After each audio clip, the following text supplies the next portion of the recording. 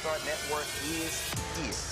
Hold no punches! I'm real revolutionary right now. Support this man, Black Media. He makes sure that our stories are told.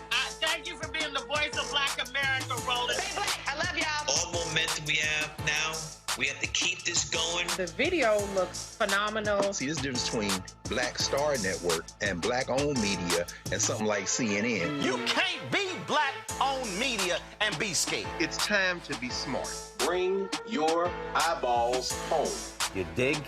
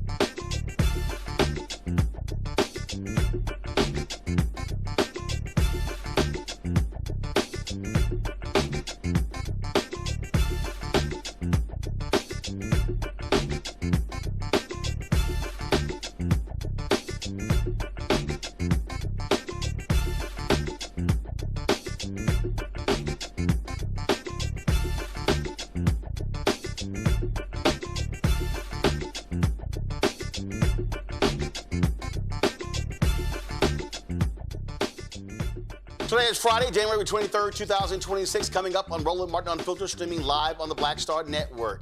Minnesota is ground zero for protesters against Donald Trump's thugs with ICE. Thousands brave sub-zero temperatures to protest in a day of action against Donald Trump's immigration crackdown will show you what took place. Also, there's a new ICE policy that allows officers to enter homes without a warrant from a judge. Check this out, y'all. A Maine sheriff is criticizing ICE tactics for arresting a corrections recruit at the Cumberland County Jail as he was getting off of work in that state. Also, documents now show that the Trump administration deported a woman because she dared to say that students should be protesting on behalf of Palestine. Yes. Folks, also a major winter storm is expected to bring heavy snow and ice all across the country this weekend. Also, Opal Lee, known as the grandmother of Juneteenth, being honored with the Barbie doll as part of the Inspiring Women series. We'll also discuss how Ryan Coogler's film Sinners is making history with 16 Oscar nominations. Folks, it's time to bring the funk. Oh, one more thing. I got a few things to say about all of these attacks on Congresswoman Jasmine Crockett not being a viable candidate for the United States Senate. It's time to bring the funk. I'm Roland Martin Unfiltered on the Black Star Network. He's got it. Whatever the miss, he's on it. Whatever it is, he's got the scoop, the fact, the find. And when it breaks, he's right on time and it's rolling. Best believe he's knowing. Putting it down from sports to news to politics. With entertainment just for kicks, he's rolling. It's on go, roll, y'all. It's Roland Martin, yeah. Rolling with Roland now. He's funky, he's fresh, he's real, the best, you know he's Roland Martin now.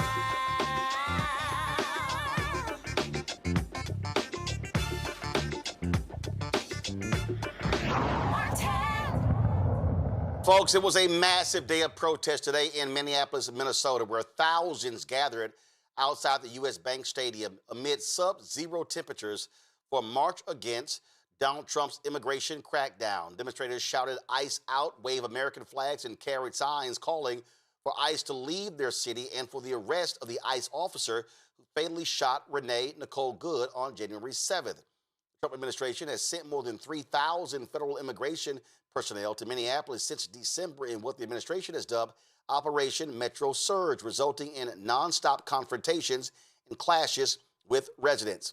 According to the Department of Homeland Security, over the past 6 weeks, officers have apprehended more than 3,000 undocumented immigrants. But how many of them actually are criminals?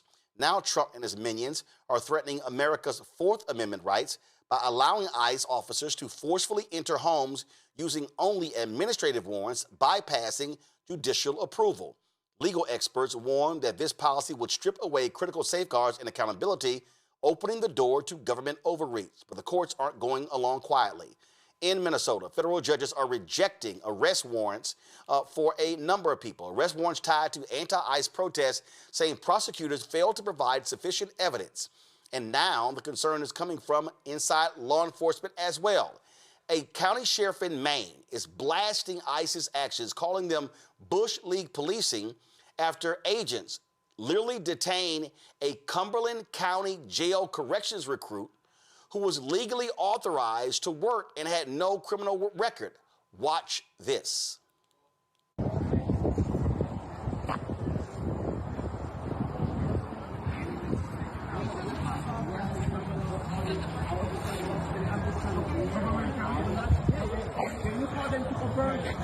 I'm a correctional officer. What's wrong? I don't have to fight out. Come on. Wait.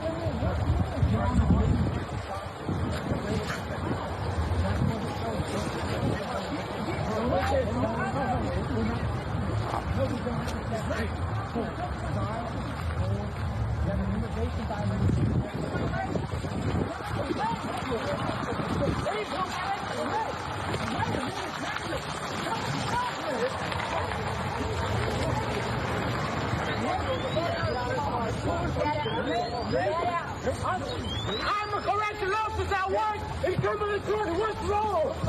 I'm just coming from war. What's wrong? I don't understand this. I don't have to pay my life. Coming from war. My uniform is right there. No, I didn't explain to you, man.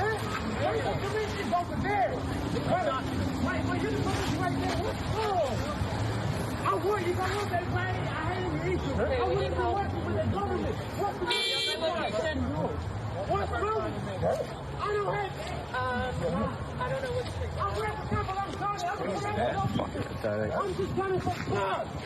Oh my God. He's got a job, so they can't have that. Can't have productive members of society.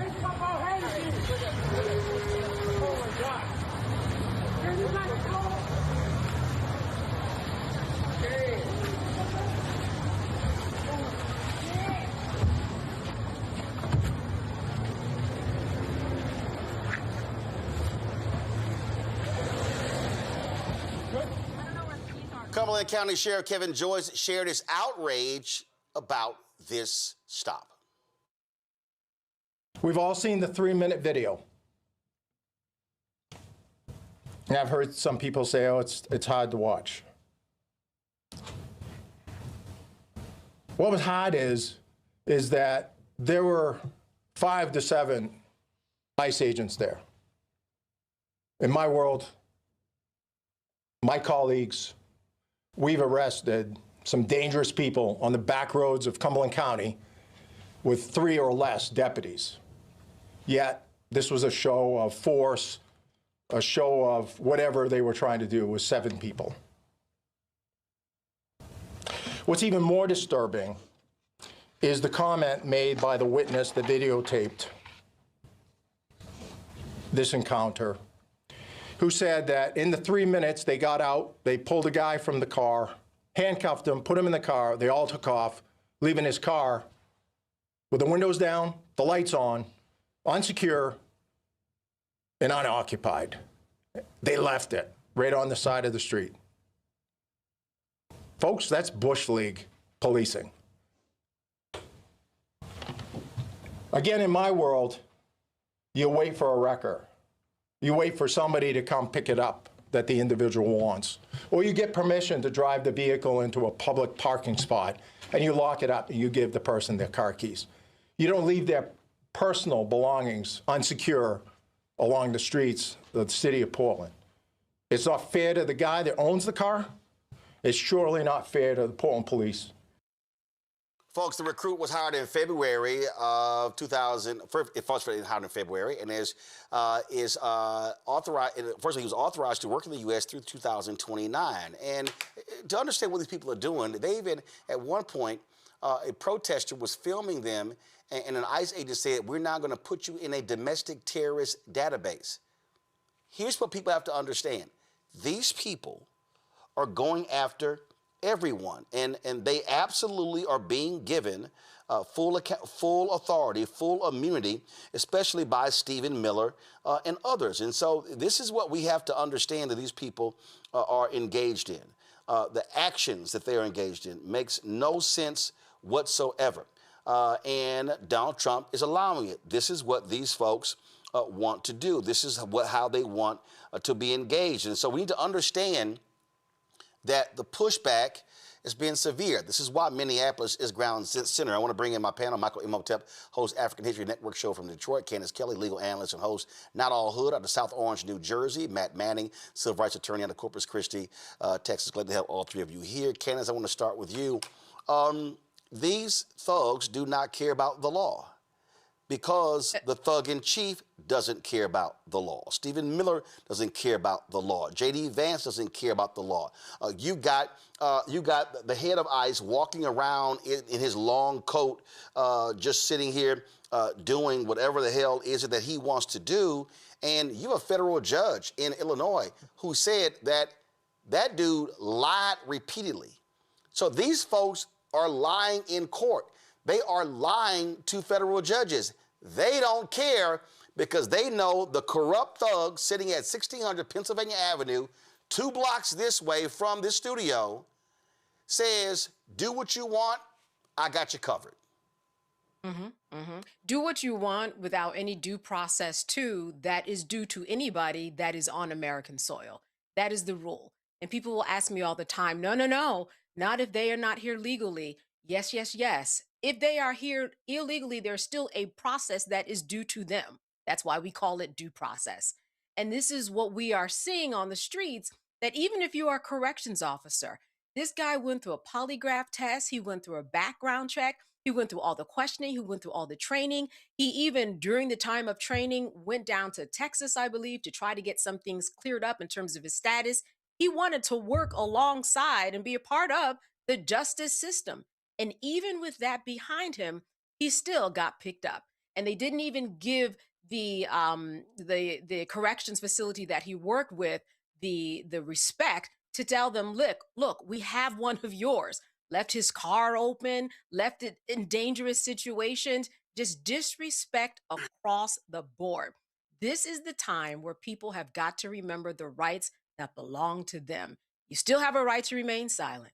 You still have a right to an attorney. You still have a right to due process. So the more you know the information about the law, the more empowered you become. Because it doesn't matter who you are. You could be a corrections officer. You could be a police officer. They might even make the mistake one day and arrest another ICE agent. It doesn't matter. You're going to get got because they had 1 year where they hired 12,000 people. There's no way that 12,000 ICE workers can actually be trained thoroughly and not make all the mistakes. And that's what we're seeing. We are seeing the fruit of those seeds that have been planted. And that's why we're seeing these mistakes. And this is just ridiculous. I mean, it is just ridiculous. And it's going to implode even more, Roland. And a thing here that it's abundantly clear, Matt. These folks don't care about due process. And here's their argument. You had this Batya Unger Sargon, supposedly a progressive who now is MAGA. And I'm going to try to find the clip. This idiot was debating Bakari Sellos, who's an actual lawyer, and she's nothing more than an opinion columnist, saying that, oh, no, due process is only for American citizens. She's a liar. Yeah, it's not. I mean, Candace hit the nail on the head. It is not only for American citizens. And, I mean, there's a due process that's due to you in the immigration courts. I mean, that's kind of one of the things they're trying to hide behind now, at least in a couple of the stories that have been reported over the time of the ICE increase in administrative, arrests and things, is that they've had a number of people who had already gone through a process and a judge had determined that they needed to be removed. That is part and parcel with the idea of having due process. And I think we may be talking about it a little bit later, but I think the thing that every American absolutely needs to be terrified about, literally afraid about, is that ICE has an internal policy memo saying that they can go into your house with an administrative warrant and not a judicial warrant. And let me explain why that is so terrifying. Because generally what you need is, at least in the federal system or on the comparable state system, you need a judge to determine that there is probable cause for law enforcement to make entry to your home to search it or to otherwise arrest you, right? But these administrative warrants are issued by people who work for the Department of Justice. And I know they're calling them immigration judges, right? But they really are Department of Justice employees, from my understanding. That means the fail-safe, which is a judge who's been appointed, who's gone through the approval process through Senate, the United States Senate, is determining that there's sufficient probable cause to arrest you, is how it normally works. But if ICE is able to go out and arrest people without this warrant, then what this means, without a judicially issued warrant, then what that means is that they can just have basically an insufficient legal basis upon which to claim we get to run into Matt Manning's house. Maybe we think he's harboring immigrants. Maybe we have some reason to believe someone that lives with him is not an immigrant, but we don't have to prove it in the way we normally do. And now we can just write up our own warrant. Basically, it's them issuing their own documents to go and grab people. And that is an evisceration of the Fourth Amendment, which in civil rights law is probably the most litigated amendment. It's the one most of the time that people are filing lawsuits behind. So, this arrest and many of the other arrests are obviously very problematic, but it is a bedrock watershed, fundamental evisceration of democracy issue if a judge is no longer the one determining whether there's probable cause, because that allows them to come into your house anytime that they want, and they don't have to answer to someone for doing so. Before I go to Michael, this conversation. I just want to show y'all the sheer stupidity that these MAGA people are spouting all across mainstream news. Now, that crap wouldn't fly on this show. I wouldn't even let her get this crap out of her mouth for 10 seconds. But listen to this non-lawyer give her opinionated view about due process, and she's talking to an actual lawyer. The people who, on the right in particular, who are typically concerned about things like, the government overreach, searches and seizures, et cetera, does it give you pause that they are expanding the view of what they can do to break into people's homes? Well, first of all, it's not without a warrant. It's an administrative warrant. And what the memo actually says is if a judge has issued a final order of removal, meaning that this is an illegal who has gotten a lot of due process already and exhausted every single legal avenue to challenge their deportation. I guess on that front, I don't have a problem let me just pause you there that. because I just don't want people to be confused. The administrative warrant is not a warrant that a judge sees. Typically in the United States, in order for authorities to break into your home without your permission, they need a judge to see it and to say you can enter because you're looking for something and you're authorized to enter. Right, because citizens have constitutional rights. But that man, for example, that we just played the video of, he might have lived in that house, but that house was also resided other American citizens. So again, where are the people on the right who are typically concerned about constitutional rights? Are you not at all worried about constitutional rights for that American they can just break into your home? We have different standards of what due process is owed to an American citizen and what is owed to a non-citizen. What about this scenario? And we should all support that. What about this scenario? We should all want a higher level of due process and constitutional rights that are guaranteed to us as American citizens, not to illegals, because it's supposed to mean something to be an American. Hold on. But there are a lot of problems with that. I mean, there are constitutional rights that, just basic constitutional rights that don't change based on whether you're a citizen or not. but you're wrong, Batia, because No, they have a right to due process, but that standard is much lower than what counts as due process for Batia, you're wrong. That's a different thing. That is right. No, the Fifth and 14th Amendment of the United States Constitution provide that everyone, even non-citizens, have a right to due process. Yes, to due process, but the standard of due process for expelling an illegal is much lower than the standard that we would have if we were accused of a crime. We are talking about entering one's domicile, one's abode. They have a final order of deportation. Batia, you cannot utilize military or law enforcement in the United States of America to enter one's home colloquially willy-nilly. You just simply cannot do that because of the fundamental guarantees we have under the United States Constitution. Yes, that and what we happens have as American That's an idiot, Michael. A pure idiot. And that was like a 2-minute and 45-second clip. And Abby I would have been like, I'm sorry, you're not a lawyer. So let me talk to the lawyers at the table. Can you please explain what the law is? Yeah, so it's so much here. I'm going to try to keep this as succinct as possible. She's an idiot and a Trump grifter, okay? And to me, it's ironic. Now, I'm not sure if she's Jewish. It appears she was wearing the Jewish star, but it's like... Yes, she is. Okay, because I remember mistreatment of Jews by Germans. And... Oh, no. That doesn't matter because that didn't happen on American soil. See, that happened in Germany. Didn't happen here. Well, they were again, if I'm using her argument, Michael, we're not discussing that because that didn't happen in America. That happened in Germany, not here.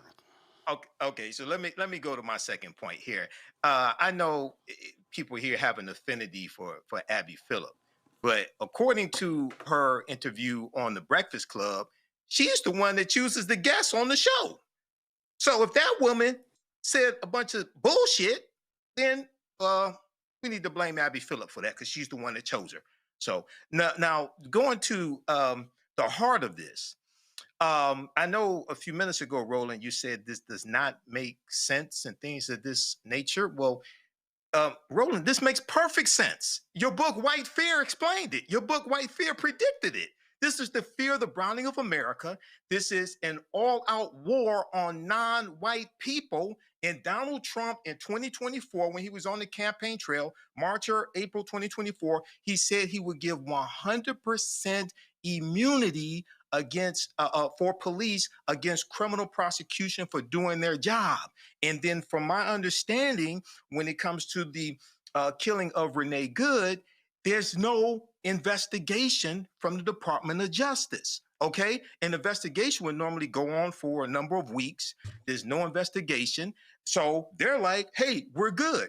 No pun intended. Now, I encourage people, and I've been talking about this at the African History Network, and some of the Black people or ADOS or whatever they want to call themselves disagree with me on this. But this is very similar. This reminds me of the Fugitive Slave Act of 1850. And many ICE officers, maybe not all of them, but many of them are running around like modern day slave catchers. In fact, the LA Times has an excellent article called Trump's Case for Sending Troops to Help ICE Involves Precedent from Fugitive Slave Act. And they're talking about the Fugitive Slave Act of 1850, signed into law by President Millard Fillmore. And most of these Negroes never even heard of Millard Fillmore. And what happened was he sent U.S. troops along with U.S. Marshals to capture runaway slaves in the North, enforcing the Fugitive Slave Act of 1850. Well, you got in some of these states, you've got National Guard along with ICE and police, quote unquote, police from many different agencies violating people's rights. And one of the things that the Fugitive Slave Act did was the Fugitive Slave Act of 1793, you could have your day in court. A lot of people don't know this, but the one of 1850, you could not have a day in court to prove that you were free. Well, many cases here, right? They're not being able to have their day in court like they should. They're being snatched also outside of the court when they're trying to show up for their proper hearings and things of this nature. So this, unfortunately, this makes perfect sense. And we predicted this, Roland. This is all laid out in Project 2025. Well, to watch these folks, to listen to the sheer nonsense that is streaming out of their mouths, it's crazy. And what they're doing is they are allowed to do all of this and with impunity. What you have here, is an administration that does not care. An administration that will complain about, how they are being treated, but don't care how anybody else is being treated. This is just who they are. And I think what people have to understand is we're going to see more of this. We're going to see more of their actions. We're going to see more of these type of things. And it's not going to stop. It's not going to stop. And one of the folks that we have to blame for this, absolutely, is John Roberts. The Supreme Court. The Supreme Court basically said, say, Doc, you can do what you want to do. You can do what you want to do. And this fool has already said the only thing that can stop me is my own morality. And I'm telling you right now, November can't come soon enough, Matt, but November is not going to completely stop any of this. The only way to deal with this is that you're going to have to see mass demonstrations, not just in Minneapolis, not just in Portland. You're going to have to see more of these sheriffs and police chiefs coming out and saying, I'm sick of you thugs. And see, here's the deal. We already see in the polling data, we're seeing how the number has gone up. It used to be in the 40s. It's now up to 61%, the public against these actions. You even have you even have all of a sudden. Matter of fact, wasn't J.D. Vance talking about this, saying how they're going to have to change their tactics if it continues? And this is where I think the Renee Good murder has played a role, because so many people saw that and they said, you know what? I'm sorry, that ain't right. That ain't right. But that's the only thing that's going to stop this. It's going to have to be massive pressure by millions of Americans. Can I say something real quick, Roland? I just want to add one thing to this that makes this even more terrifying. So a lot of local law enforcement work with the feds all the time on task forces. I'm sure talked about it on the show. And one of the times that what you see almost a cross deputization where they're able to serve a warrant, right? Like the feds serve a stateside warrant alongside state officers, and they draw their authority to serve that state warrant from the presence of the state officers. I say that to say, hopefully this goes before the Supreme Court, and the Supreme Court does the right thing and makes, the ruling that this is not tantamount to a judicial warrant. But what you might start seeing in the meantime is the MAGA-aligned state officers who say, okay, that allows us to go in with our officers alongside this administrative warrant and just bulk up the number of people running into somebody's house to snatch them without judicial intervention. And I don't say that to be fear-mongering, but I really think that's the possible consequence of this. And it's really, a watershed moment. It's like your constitutional rights being taken before your eyes. So the only way this is going to stop, to your point, is if there's actually judicial intervention. And I happen to be talking to a prominent lawyer who works in this space just an hour ago. And his opinion was, some of the federal judges are already pushing back on this, are already pushing back on ICE overreach. But the problem with it is you got such a grab bag of federal judges, you just don't know, if depending on where you are, whether he or she is going to do the right thing. So they absolutely have to toe the line, because if they don't, it's going to be just all out chaos, and there will not be safety in your home. I was telling you about J.D. Vance and his nonsense. And so just listen to this fool try to parse the language when it comes to these warrants. The Washington Post reported today that an ICE memo allows agents to enter people's houses without a judge's warrant. What do you say to people who are concerned about this violating the Constitution, and how much is this tactic being used? Yeah, so I saw that story, and the story is like so much that I read in the mainstream media. It's missing a whole lot of context, and when you appreciate the context, it makes sense. No one is saying, look, there are exceptions. For example, a crazy exception, if somebody is fired at from inside a house, they don't need a warrant to go inside that person's house. There are very narrow exceptions to the warrant requirement where law enforcement officers don't need a warrant if, for example, they're an imminent threat of their lives. But what we've said and what ICE has proposed, what the Department of Homeland Security really has proposed in the Department of Justice, is that we can get administrative warrants to enforce administrative immigration law. Now, it's possible, I guess, that the courts will say no, and of course, if the courts say no, we would follow that law, but nobody is talking about doing immigration enforcement without a warrant. We're talking about different types of warrants that exist in our system. Typically what happens, not always, but typically in the immigration system, those are handled by administrative law judges. So we're talking about getting warrants from those administrative law judges, and then of course, with other cases, you get judges, or you get warrants from a judge. That's very consistent with the practice of American law. I'm sure the courts will weigh in on that, but we're never going to enter somebody's house without some kind of a warrant, unless, of course, somebody's firing on an officer or they have to do something in order to protect themselves. Boy, you lying. That boy lying. He know damn well he lying. And then I love this how they say that, oh no, we're not racially profiling. Y'all want to see somebody get embarrassed and fact-checked in real time? Watch this. Accusations of racial profiling back to Washington. We'll certainly look into them as they come up. But this is not a group that's going around and looking for people who violated the law based on skin color. They're looking for people who violated the actual law, the law of our immigration system in this country. And so long as we had more cooperation, I think they could do these things in a much more targeted way. They would actually know where some of the bad guys are. I mean, again, you hear things that are hard to believe, but I've confirmed that they are true. Sex offenders who we're trying to get off the streets, who the local officials won't tell us their last known address. So then the local officials say, oh my God, these guys are doing widespread targeted enforcement operations, when in reality, we would love to just go to one house. The local officials won't tell us which one house to go to. Mr. Vice President. Mr. Vice President, to that question, the local police chiefs have said their own off-duty officers, so police officers, are being targeted because they are a person of color and asked to show their papers. Is that a concern of the administration of the Department of Homeland Security if local law enforcement says their own officers are being targeted, and they described it as, quote, civil rights violations in our streets. So I saw one story about this and one local police officer who said this. And look, certainly is it a concern? Absolutely. The first thing we have to figure out is whether it happened or not.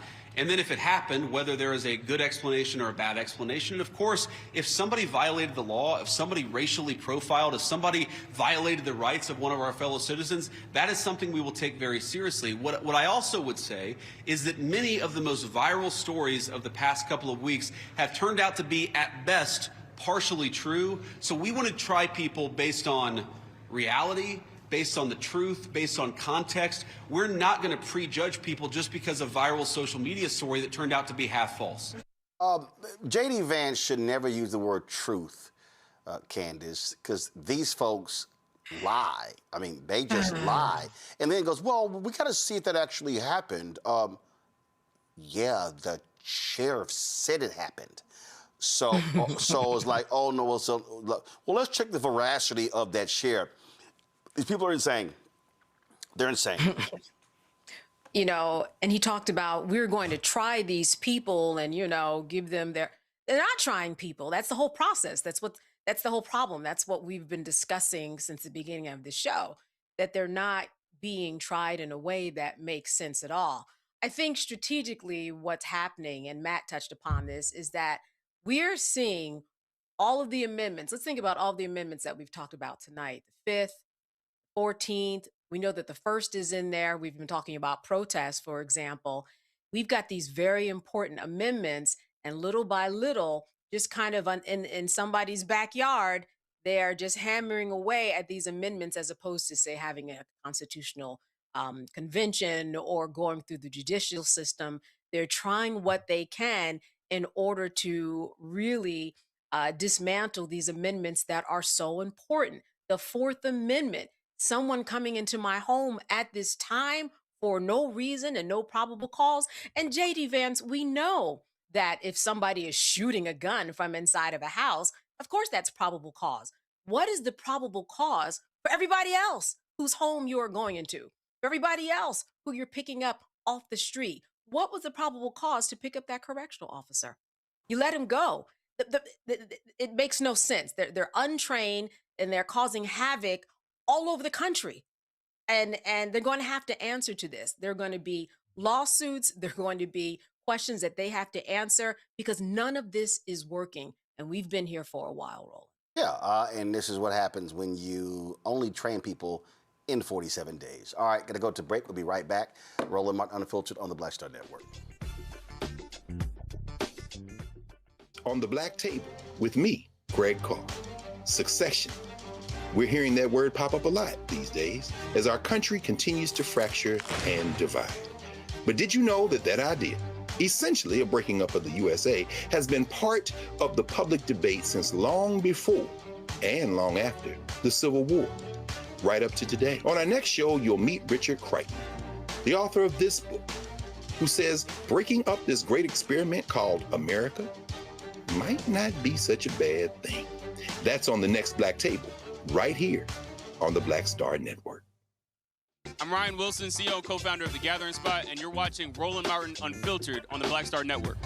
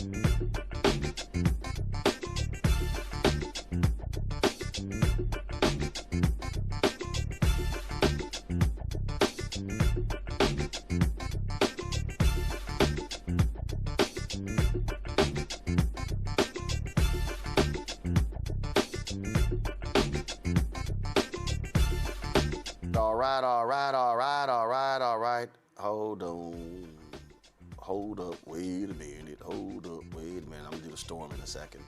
All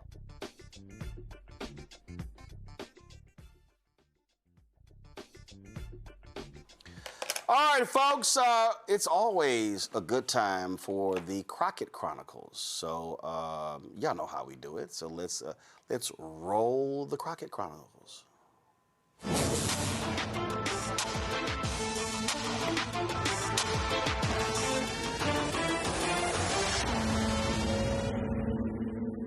Oh, it was quite hilarious watching this House committee hearing when Texas Congresswoman Jasmine Crockett ripped Republicans for their selective outrage when it comes to Donald Trump. And instead of disputing Donald Trump's guilt, his MAGA minions focused on attacking the January 6th prosecutor Jack Smith and questioning whether his investigation should have happened at all. Crockett reminded those who now defend the convict-in-chief of how they were running around, scared to death, hiding, cowering behind law enforcement as Trump's domestic terrorists took over the U.S. Capitol on January 6, 2021. It's curious because you've sat here all day, and thank you so much for showing up, because this was something that you wanted to do. The Republicans wanted to make sure that you were hid in a room with no cameras, because I was there. They didn't really want you out public because they were afraid of what you would say, which is that you could have proven your case because you are a career prosecutor who knows how to prosecute criminals. So just to be clear, today, it seems like the Republicans have not really fought very much about whether or not Trump was guilty or not. In fact, their fight seems to be over whether or not you were authorized to prove their guilt. Do you recall a number of Republican members asking about whether or not your appointment was okay, even though we know that you've testified about the more than 100-year precedent that allowed for your appointment?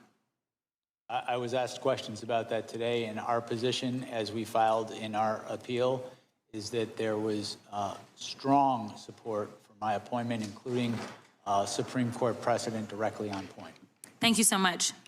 Additionally, you know, everybody's been all gingerly here today, but I don't know why we're acting surprised that a man who had close to 90 allegations out of 4 different jurisdictions and ultimately ended up with 34 convictions after a jury was able to hear all the evidence would possibly be committing a criminal act on January 6th. In fact, considering the fact that we are now under the impression that he is violating people's due process rights, he is ignoring court orders, he's starting wars without congressional authority in contradiction to the Constitution. He's enriching himself to the tune of over $1.4 billion.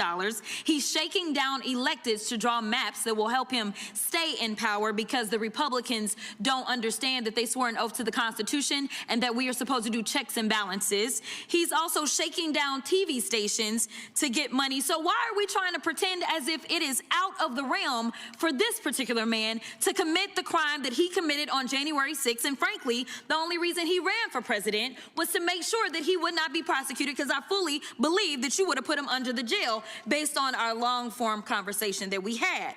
But according to your special counsel report on page 137, it states the department's view that the Constitution prohibits the continued indictment and prosecution of a president is categorical and does not turn on the gravity of the crimes charged, the strength of the government's proof, or the merits of the prosecution. And that, quote, but for Mr. Trump's election and imminent return to the presidency, the office assessed that the admissible evidence was sufficient to obtain and sustain a conviction at trial. In other words, Donald Trump ran for president, like I said, so he wouldn't have to spend the rest of his life in prison. The chairman and other members of this committee have spent all day attacking you and trying to rewrite the history of January 6th. But Mr. Jim Jordan, the chairman, failed to mention how he was running around the Capitol terrified by the possibility that all those insurrectionists would harm him. In fact, on page 97 of the deposition transcript, you mentioned how Mark Meadows, the president's chief of staff, quote unquote, never saw Jim Jordan so scared. The chairman also failed to mention that he was in direct contact with the White House in the days leading up to and on January 6th, which is why his toll records were subpoenaed by your office. Let me be clear, because they're trying to act like this is Democrats on Republicans, and I guess you are a covert Democrat that knew that he was going to try to steal an election before he tried to steal that election, and so therefore you were somehow put into place. I mean, the conspiracy theories make your head spin, but nevertheless, were you going to subpoena the toll records of every single Republican simply because they were a Republican? No. We subpoenaed the toll records in the course of this investigation because they were relevant to our investigation. Relevant. Oh, okay. All right. So that means something about facts. So let's talk about facts. Donald Trump lost to Joe Biden, yes or no? That's correct. Okay. In fact, 60 federal and state courts have found that there was no evidence of election fraud. Trump's own attorney general and vice president knew that he lost the election, but he still tried to steal the election by pressuring state officials, designing fake elector plans, nearly having Mike Pence hanged, and ultimately demanding that his supporters, quote, fight like hell, correct? Correct. We all saw it happen once they reached We all saw what happened once they reached the U.S. Capitol. As your report outlines, President Trump knew that he would incite violence at the Capitol that day. In fact, some of Trump's senior advisors were pushing for violence. For example, page 81 of the report details how co-conspirators number 2, John Eastman, tried to convince Mike Pence to break the law, stating that, quote, violence was necessary. So it isn't just Trump who is responsible for the death of multiple law enforcement officers and the injuries of thousands of people. A lot of Republican members of Congress are also responsible. 147 Republicans voted to overturn the 2020 election results, including multiple members currently serving on this committee, and I will yield.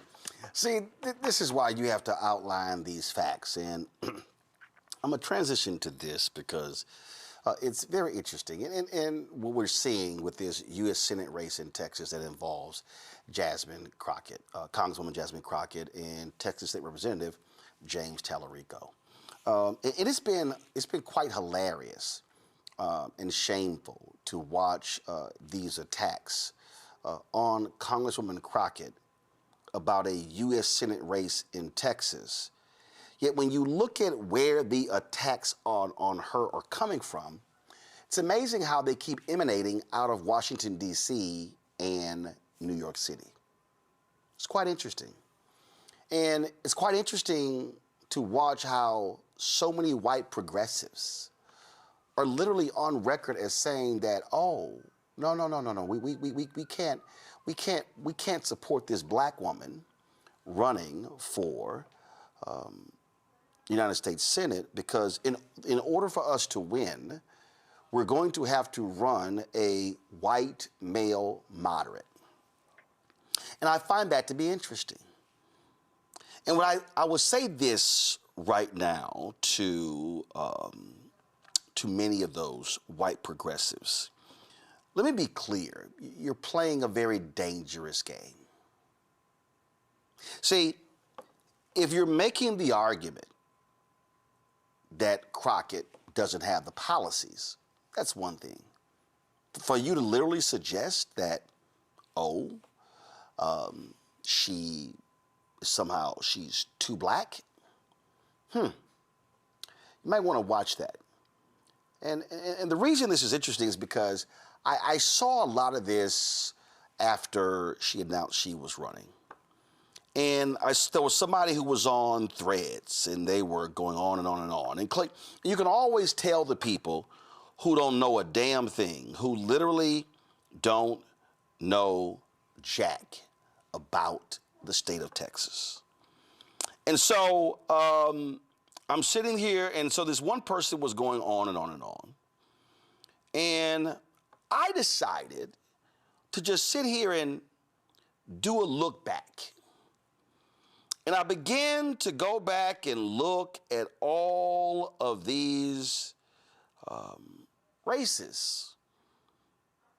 And I took it all the way back, y'all, to 1988. And you know what's interesting?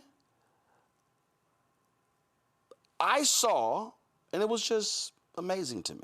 Matter of fact, let me just see if this is going to show up, if this is going to properly show up on the screen. It may not show up. But this is what I pulled together. I'm just going to read it. I said, for all of you who believe that a black woman cannot run for U.S. Senate in Texas and it should be a white or Latino candidate, this, matter of fact, hold up. I can do this here. Give me 1 second. So I'm going to download this chart, and then I just want to show y'all. And see, this is what happens when you got a brain and you know how to research and you don't fall for the okie doke, because what it then happens is you are smart enough to understand what's going on. And so I went back and I said, let me find all of the people who ran in Texas. Now, Lloyd Benson was this is 1988. Lloyd Benson, Henry, you can go to my iPad. This is from Bloomberg. This is all Texas U.S. Senate races from 1988 to 2018. And so you see here in 1988, Senator Lloyd Benson was the last Democrat to win a U.S. Senate race. Senator Lloyd Benson, that same year, he was the vice presidential candidate. He wins 59-40. But you go to 1990, Democrat Hugh Palmer, white, male, runs against Republican Senator Phil Gramm, loses 60-37. We go to 1993. Bob Coogler had been appointed to the seat. He runs against Kay Bailey Hutchison. Bob Coogler, white, male, loses 67-33. Go to 1994, Richard Fisher, very rich white man, runs against Senator Kay Bailey Hutchison, gets his ass whooped 61-38. In 1996, Victor Morales decides to run, Latino against Phil Gramm, loses 55-44. In 2000, white man, Gene Kelly, runs against Senator Kay Bailey Hutchison, Republican, loses 65-32. 2002, former Dallas Mayor Ron Kirk, black male, runs against Senator John Cornyn, loses 55-43. 2006, Barbara Ann Radnofsky, white woman, runs against Senator Kay Bailey Hutchison, loses 62-36. 2008, Rick Noriega, Latino, loses to Senator John Cornyn, 55-43. 2012, Ted Cruz, Paul Sadler, white man, loses to Ted Cruz, 56-41%. 2014, David Alamil. Y'all, I literally do not know who the hell that is. And I am from Texas. I don't even remember this race, but it's all good. Lebanese, he loses 62-34. 2018, Beto O'Rourke, white man, loses to Senator Ted Cruz, 51-48. Then, of course, you had the race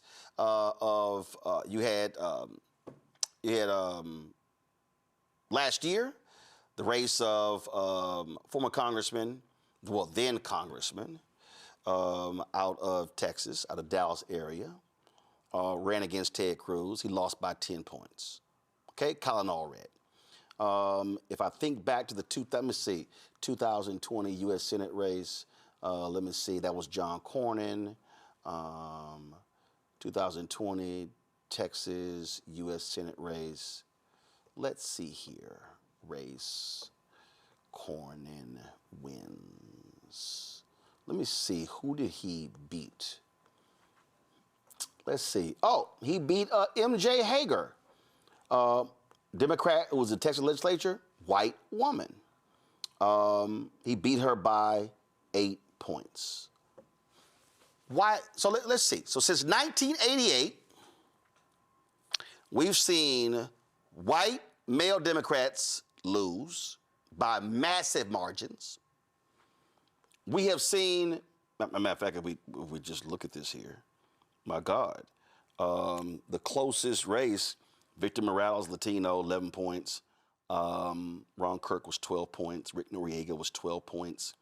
Let's see here. Beto O'Rourke was 2.5 points. And then Colin Allred was 10 points. Okay. So actually, if you look at the results, outside of Beto O'Rourke, white men have gotten crushed by Republicans. I'm just looking at the data. White women crushed. So I'm confused. Tellerico is Latino. So this notion that, oh my God, Crockett has no chance. Back to my, so can y'all somehow show me how the data suggests, based upon the history since 1988, that there is a perfect candidate who somehow can win? No. In fact, if I actually look at the numbers, it was a white woman who lost by 8 points to Cornyn in 2020. It was Beto lost by 2.5 points. Colin Allred lost by 10 points. So actually the people who got closest, you got Beto, a white male, you got Allred and a white woman. So explain to me again why somehow a very popular, highly rated black woman just has no shot. So y'all just got to understand what these people are placing. And so when you begin to see these white progressives on social media put these things out there, you now got to ask, who's driving this? Where is it coming from? Why are these people in D.C., New York so afraid of Congresswoman Jasmine Crockett? Anybody ever thought about that? See, so Matt, I spend a lot of time when I'm seeing various comments. In fact, there was some guys, y'all may have seen this on the Young Turks. One guy who was like, oh yeah, I'm a white guy, and you know, I'm gonna support the white candidate. Okay, so just show me how that's worked since 1988. Well, first, I chuckled when you mentioned about Alamil, because my thought was literally exactly the same. I was like, who is that? I don't remember that person at all. And I voted in most of those elections. But I think, you know, this speaks to really a larger issue. And I think your point is very well made about what hasn't worked phenotypically, i.e. white men and white women.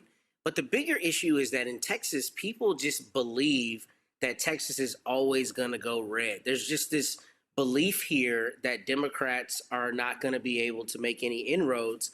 And what happens every year, you know, rinse and repeat, every time a cycle comes up, is people get excited about a candidate and they think they're the heir apparent. And then they start to concede, oh, well, it's going to be hard out in West Texas. It's going to be hard out here. Texas doesn't vote Democrat statewide. And then the party, one, pulls up lame, and two, defaults, to your point, to whomever they think is going to get crossover vote. But here's the thing. I mean, James Tallarico, I think, is actually a very, very good candidate. I have nothing bad to say about Tallarico. I like him. But I don't think that has worked, right? Like the idea that a Beto or James Tallarico is going to be the panacea to bring over people from the Republican Party is just not going to work. What's going to have to work, which you've said on this show and which my father tells me every time we talk politics, shout out to my pops, is more people have to actually go vote. In Texas, if people came out and voted, it would be a blue state. I think that's what the numbers very clearly show. But the Texas Democratic Party always does this, always pulls up lame, and it always feels it has to default toward whomever they think is the prototype. And hopefully this is the race where they don't do that. But I do think the bigger thing is they're just going to have to energize people to vote, because whether it's Congresswoman Crockett or Tallarico, neither of them is going to get across the finish line if Texas Democrats concede defeat before the fight actually comes. And that's just what we see every cycle, every time. It's always this concession. Oh, we're not going to win statewide. no matter how energized we are with the party. And clearly in 2018, we came very close. I mean, that was a 3 percentage point race. I didn't even remember that it was that close. So there's obviously a possibility to get there, but I think we shoot ourselves in the foot before we start the race. Yeah, and it's just nonsensical to me for them that the argument, Candace, is that, oh my God, that, and first of all, it's a nonsensical argument to say, oh my God, there's no way we can run a black progressive woman and win. We ain't won since 1988. So let's just go there. Two, it's also dumb because these people act like, and I'm just going to be very clear, if the incumbent John Cornyn loses to that nutcase, corrupt Attorney General Ken Paxton, it still ain't going to be a cakewalk for Democrats. This idea is that, oh my God, she's destroying our chances to win Texas. That is literally stupid. It's just stupid. Republicans are going to vote. Ken Paxton is a corrupt attorney general who should have been impeached, but Republicans got bought off by billionaires in Texas, and the man beat impeachment. So ain't no cakewalk to running. And here's the other thing, Candace. In my research, they were all mad at Jasmine Crockett for jumping in the race. I could not find a single time since 1988 where a Democrat ran in the primary unopposed. So guess what? Tellerico's name ID is lower than Crockett's. So fact is, you actually need Crockett and Tellerico running against each other in the primary, so they're campaigning across the state, so their name ID increases after the March 3rd primary, leading to the general. You don't want them running unopposed. That's just how stupid these people are. And you know, the truth is, when we talk about strategy, in terms of her even being in the race and what people know about her, you have to, the fact that we are talking about her and that everyone else is too, means that somebody is scared, right? That's what we know for sure. But strategically, she does have to be in the race, like you said, for the name recognition, especially when we talk about the primaries. Besides that, though, if nobody was talking about her, if they thought she was going to lose, that would be a problem too. I mean, the fact that they're talking to her about any disruption is a problem in and of itself, because why is there such a problem with her running? I mean, period, at all. There should, you know, everybody has the right to run. She followed all the rules. What is the issue? I think that all of the talk about her means that a lot of people are wondering, is this woman really going to win? And I think that she is. I mean, like you said, it's not going to be a cakewalk, right? But it is something that people are paying attention to. Why? Because she is a threat. If no one was saying her name on any given Monday through Sunday, that would also be a problem. So I think that it's better that we are in this position right now and talking about her, even in this particular context. Michael, Senator John Cornyn made this comment here. You're going to love this here. I think Tellerico is dangerous. He'll probably beat Jasmine Crockett, and he's capable of raising a lot of money. And if you look at the head-to-head with Paxton, it's tied. Actually, the head-to-head with Paxton, actually, I think it's tied with Crockett. But here's what's so crazy here. This is called rope-a-dope. This is called the rope-a-dope method.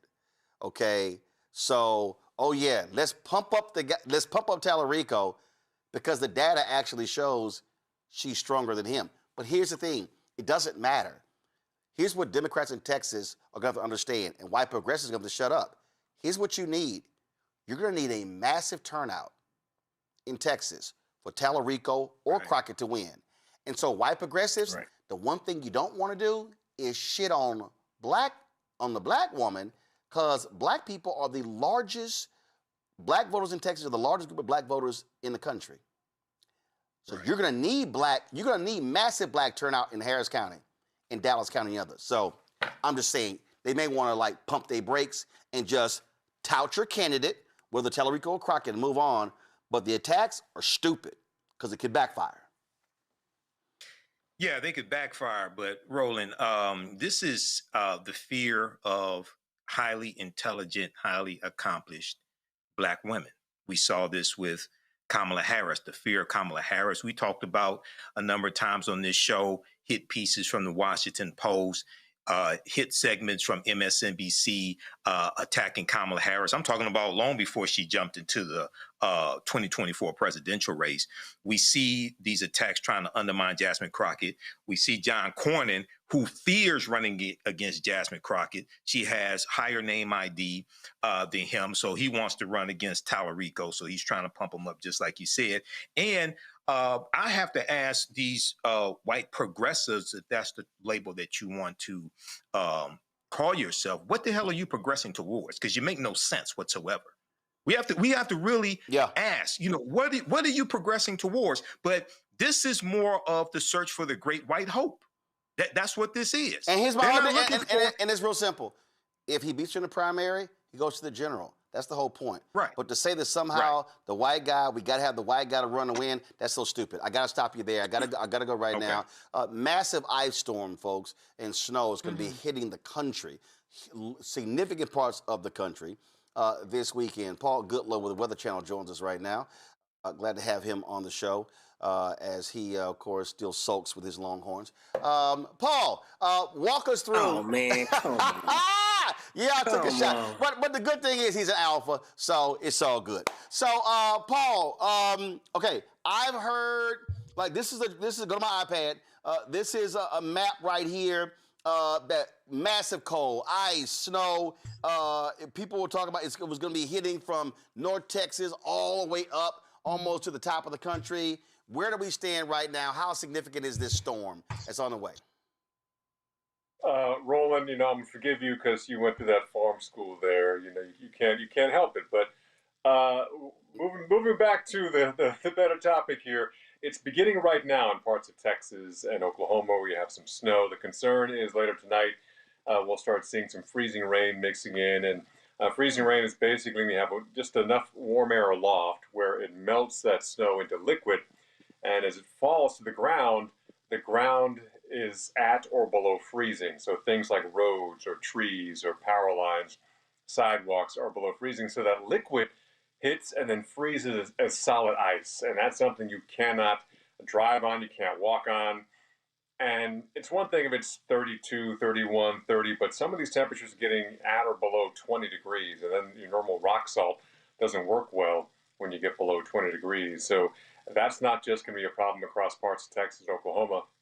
It pushes eastward into Arkansas tonight, northern Mississippi, then into Tennessee, parts of Kentucky, parts of Alabama, Georgia, but really concerned with Arkansas. They could see heavy sleet and ice. And then we start getting on towards the Carolinas, the Mid-Atlantic, Virginia, West Virginia, Maryland. I'm in D.C. for the storm, where we're going to be riding that line of sleet and freezing rain. We're under a winter storm warning. We could see even ice storm warnings being popped up across parts of the Mid-South into the Mid-Atlantic as well. The Northeast, New York, Philly, Boston, they could see maybe a foot or even a foot and a half of snow. They're going to see a lot more deeper cold air, so not as much freezing rain, not as much sleet. Again, sleet is nothing but ice pellets. So we'll take sleet. We'll even take snow. It's that freezing rain that could be a big player. And Roland, when this storm comes through Mid-Atlantic and northward on through Baltimore, Philly, New York, Boston, our temperatures won't get above freezing till sometime next weekend. So a good 7 days of temperatures below freezing. That ice is not going to go anywhere. That snow is not going to go anywhere. And it could set the stage for more wintry weather next weekend. But I don't want to talk about that because we're not even through, and we haven't even started this initial event across the majority of the almost 2,000 miles this storm is going to be moving. So we're talking more than a dozen states are on alert for this. Here in D.C., they've been pre-treating the roads. But again, as long as people stay off the roads, they can deal with it. There's lots of stuff to talk about, and watch, download some shows. You got football on Sunday. But the main thing is this is going to be a storm here at Sunday. That is something you just don't want to deal with. If you have a choice, stay home. In fact, I know probably millions of kids will either be virtually learning on Monday or just have a snow day. I mean, back in our day, Roland, we had snow days. There were days where there was no school, but now, thanks to all the internet and virtual learning, snow days have just gone online. So that's like the worst case for the kids. They can't even enjoy the snow. And this type of weather is meant for kids to sit there and enjoy, not for us adults to kind of go out on the roads and have to deal with this, because that's going to be a huge concern for travelers and airline travel.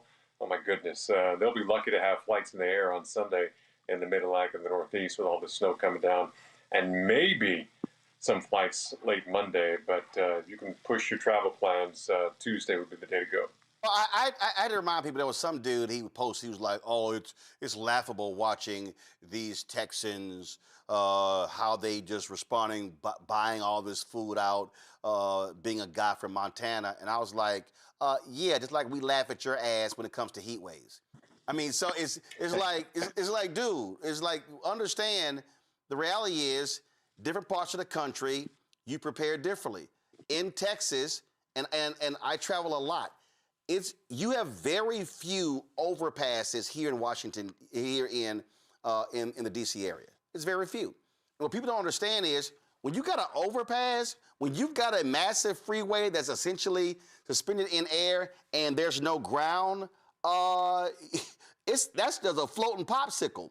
And so that coal goes under, it goes over, and that overpass bridge is gonna freeze totally different than a bridge that actually is covering land. That's one of the reasons why we always say in places like Texas, Atlanta, Georgia, other places, keep your ass at home, because your state is conditioned differently than a Chicago where, hell, they like, please, 5, 6 inches? Oh, we going to school, we going to the mall. It's just a different standard. Right, because a couple of years ago, Atlanta had their version of Snowmageddon based on 2 inches of snow, but it came in with a flash freeze. You mentioned bridges and overpasses. There's an extra layer of air under there that can cool down the entire surface of the bridge. So even in the South, you see signs that say bridges and overpasses freeze first before the road, because they have more cool air underneath that to do that. And it is so true, depending on where it is. 2 inches of snow in Atlanta is considered criteria for a winter storm warning. Now, 2 inches in Chicago, hey, maybe an advisory, but it's not a huge concern. So hey, everything is Paul, relative. I lived there 6 years. Ain't no advisory in Chicago with 2 inches. They like, you bring your ass to work, Right. you coming to work, you going to school, we going, like, that ain't nothing to Chicago. But that's different, North Carolina, South Carolina, Georgia, Tennessee. It's just different. Right, but snow is one thing, Roland, but this thing has the potential to bring paralyzing ice. And that's even a bigger concern for the South. The North, yeah, it's a concern everywhere, but it's treating that. So the simple rock salt, sodium chloride, it's pretty effective to temperatures to about 20, maybe even low 20s. But then you have to switch to magnesium chloride when you get below 20, which is more expensive. So these southern states aren't going to stock up on an expensive kind of road treatment that they might use once every 5 or 6 years. It's just not fiscally sound for these southern states and DOTs to do that.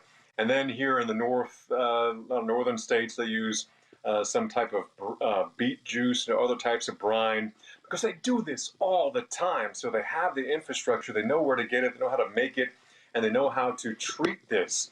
But those southern states, it's going to be challenging, especially with the temperatures not really getting above freezing. Fortunately, where we could also have ice storms, say in Arkansas, they can see temperatures above freezing by Wednesday, which still is a long time to have ice. And imagine if you can't get up a road to put up a power line that is feeding to a subdivision. That's a huge concern. But at least those temperatures will be warming above freezing for some hours of the day come midweek. But other areas here, say north of DC and northward, might not get above freezing, maybe not even next weekend. So we're talking maybe a week or so below freezing. So this is a big concern, especially if you lose power and you cannot heat your home. So, you want to get your supplies, you want to have alternate ways to staying warm or other places to go to, people who might have generators, and basically prepare for this, especially across the southern states. like you would for a hurricane. You didn't have any landfalling hurricanes this past tropical season, fortunately. So all those supplies that hopefully you had stockpiled for the summer months, now you can use now as this winter storm is just getting going. It's real simple. Keep your ass at home. Listen, stock up, food, water. Keep your ass at home. There's no need for you.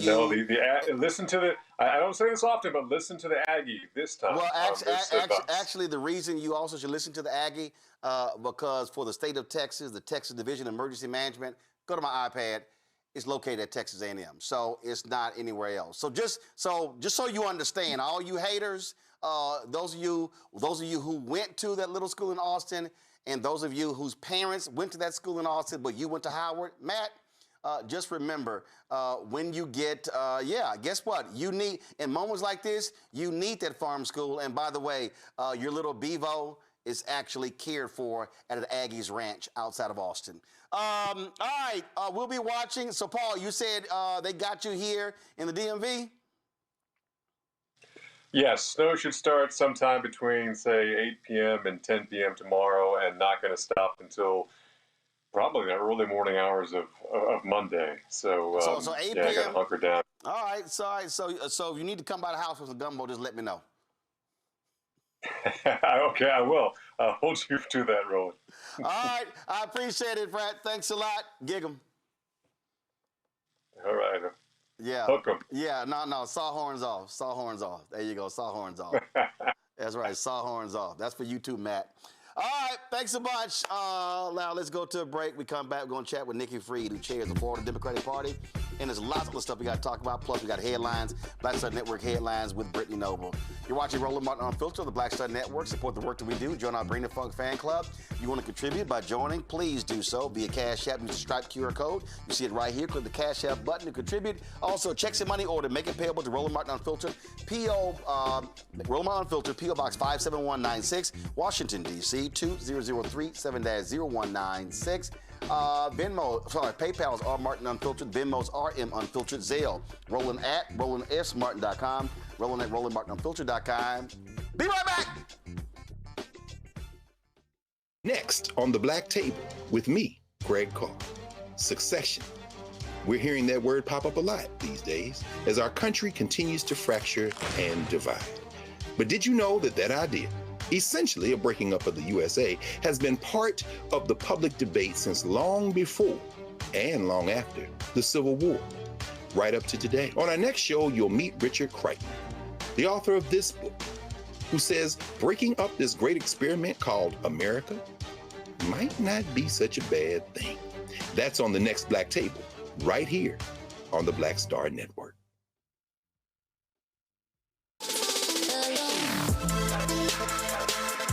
Hey y'all, welcome to The Other Side of Change, only on the Black Star Network and hosted by myself, Bria Baker, and my good sis, Jamira Burley. We are just two millennial women tackling everything at the intersection of politics, gender, and pop culture. And we don't just settle for commentary. This is about solution-driven dialogue to get us to the world as it could be and not just as it is. Watch us on the Black Star Network, so tune in to The Other Side of Change.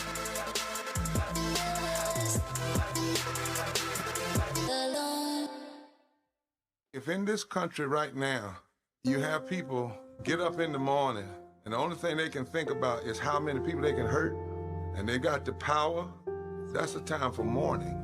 For better or worse, what makes America special, it's that legal system that's supposed to protect minorities from the tyranny of the majority. We are at a point of a moral emergency. We must raise a voice of outrage. We must raise a voice of compassion. And we must raise a voice of unity. We are not in a crisis of party versus party. We are in a crisis of civilization, a human rights crisis, and a crisis of democracy itself. And guess what? You've been chosen to make sure that those that would destroy, those that would hate, don't have the final say, and they don't ultimately win. Hey, I'm T.D. Jakes, and you are watching the Black Star Network.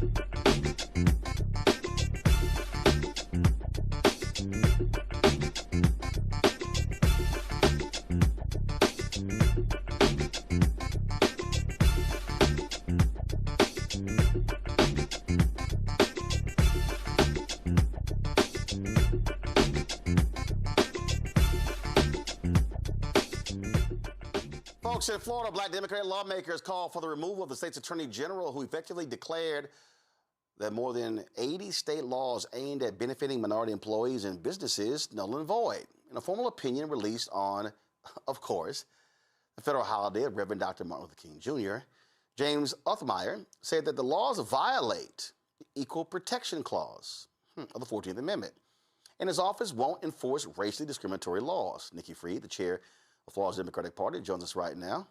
Do we have, all right, Nikki's frozen? All right, cool. So y'all let me know when we have Nikki. And it goes to show you what Republicans are. But bottom line is, and this goes to what I keep telling y'all is the defund Black America. And I've been telling y'all this for a year. This is what Republicans are doing on the federal level, on the state level, on the county level, on the city level, school district level. They are targeting. This is what my book, White Fear, The Browning of America is Making White Folks Lose Their Mind, is all about. Nikki, glad to have you here. And again, I have been yelling and screaming this. People understand that that Republicans, they are about advancing a white agenda, a white male agenda. And if you are black, if you're Latino, if you are a woman, they don't care. This is what they are all about, because they all are touting this, oh my God, we've been so hurt and injured because we white men have no shot at success in America. I don't even know, Roland. I think it's even further than that. I think that they just truly believe that that is what their base is looking for these days. And so what the Attorney General did, not only eliminating, 80 of these civil rights laws that are on the books, but he doesn't have the power to do that. I mean, like, I went to law school. I'm a practicing attorney. And I don't know anywhere in law school that you learned where the Attorney General of the state just got to say what's constitutional and not constitutional. And the fact that he did this on MLK Day tells you everything you need to know about who these people are. And if you remember, Roland, I think I was on your show the last time that something happened on MLK Day where Ron DeSantis filed those illegal maps, taking away a black minority seat, Al Lawson seat. And we've been sitting and fighting about that ever since. And so they just believe that is what got Donald Trump elected. And this anger about, that the minorities are going to replace them. They're putting that now into action. And as you know, Florida has been the lab rats of 2025 for the last 8 years with Ron DeSantis here. And we've seen them just getting more bolder and bolder. First, it was kind of innuendo, racism, and now they just are not hiding it anymore. The thing here, Nick, is this is what Republicans do. We saw the Attorney General in Texas do the same.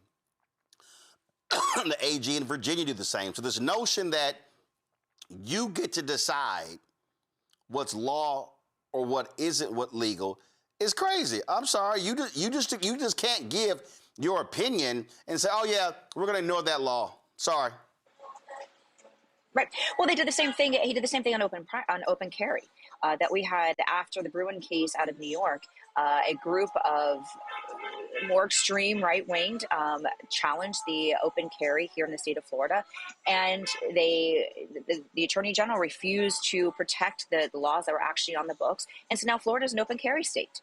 And so I don't know why they believe that they've got this kind of power to the job of the Attorney General. I don't care what state you're in. It is the first lines of the Constitution when describing the roles of the Attorney General is to defend the laws on the book, not to give their opinion about whether the law is unconstitutional or not unconstitutional. That is the job of the judiciary, which right now is not necessarily doing their jobs either. And the fact is there's no pushback from the Republicans. They're getting away with this.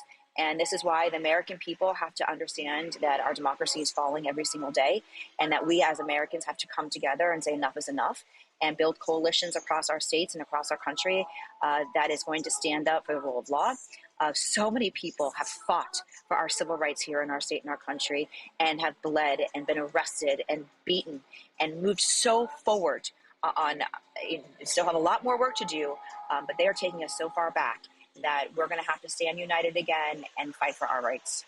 Questions for my panel. Matt Manning.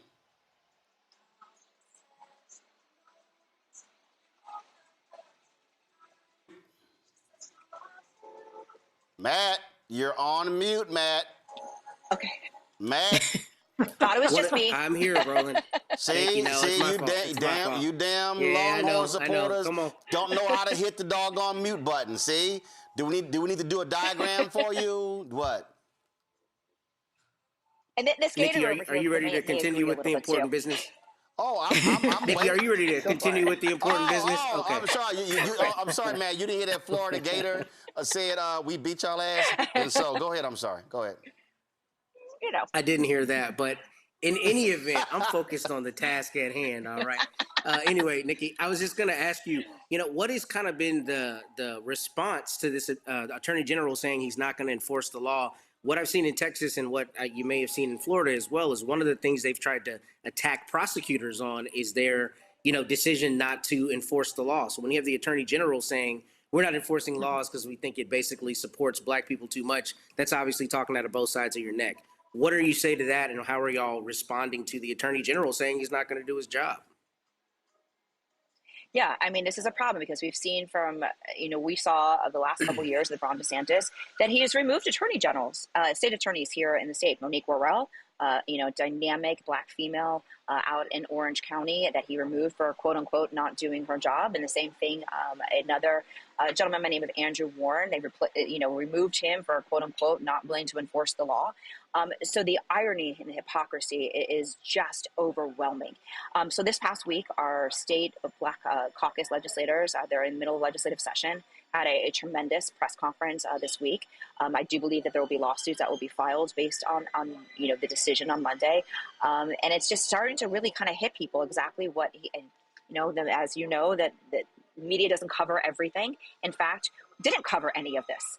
And so we're having to really educate the people across our state about this moment and this pattern of corruption and chaos that is coming out of Tallahassee. This guy is not even elected. He was appointed by Ron DeSantis after they moved Ashley Moody out to be the U.S. Senator, who is now just taken, every cue from both. First it was Ron DeSantis, and now it is Donald Trump. And so now we've got this guy here who is unelected, who is a 2-year-old, who has spent more of his time trying to harm the people of this state instead of protecting them, instead of fighting for them, for holding holding corporations accountable, going after consumers, insurance companies. I mean, we are just in such chaos here in our state with the overreaching and power grabbing from the executive branch. And unfortunately, our legislators our Republican legislators are not doing anything to hold these guys accountable, which is why we do believe that the pendulum is swinging here in Florida and people are waking up to this corruption and chaos. Michael? All right, Nikki Fried, thanks for coming on and sharing this with us. So I've been following this story. 2 quick questions. One, is there any type of legal action that can be taken from the Attorney General not enforcing 80 state laws that are already on the books? Number one. Number two, what has been the response from African Americans there in Florida who see that these are policies that deal with supporting minority contracting, promoting diversity, et cetera, and will directly impact them? What have you heard any response from the African American community besides elected officials? Yeah. So first of all, the reality is that if any of us had done this, we would be impeached, we would be sued. And so that is the things that we don't have the power to remove. We are in a super minority in both chambers, so we don't have that power here to actually impeach and remove the Attorney General. And so there will be lawsuits. I know that there's plenty of attorneys that are already looking into the lawsuits to be filed to make sure that enforce the fact that his job is to enforce the laws, not to make those decisions of what is constitutional and not constitutional. When it comes to the rest of the Black community, is why we're coming onto the show. Is because a lot of people don't know what's going on. There hasn't been a mass publication about this. It's just obviously happened on Monday. And so there's not been a widespread real information, and which is why we're trying to get this information out there, coming on here, having the press conference earlier this week in Tallahassee, is to make sure that we're getting the word out there that at the end of the day, we have to vote. Because if we don't vote and we don't organize and we don't get out there and don't understand that there is a huge difference between Democrats and Republicans. I am not asking anybody to love Democrats. What I'm asking people to see is, who do we want to be as an Americans, and who does we want the future of our state to look like? And that's when we build this coalition to start to dismantle the power grab and the hold that these Republicans have had over our state. And it's getting into these communities, making sure they're aware, and not just going anti, but look, let's build back power here in our state and then build a coalition where everybody has a seat at the table and that we're protecting these laws and we're protecting the people of our communities. And Roland knows this. After I was done being Commissioner of Agriculture, I was not intending to run for chair of this party.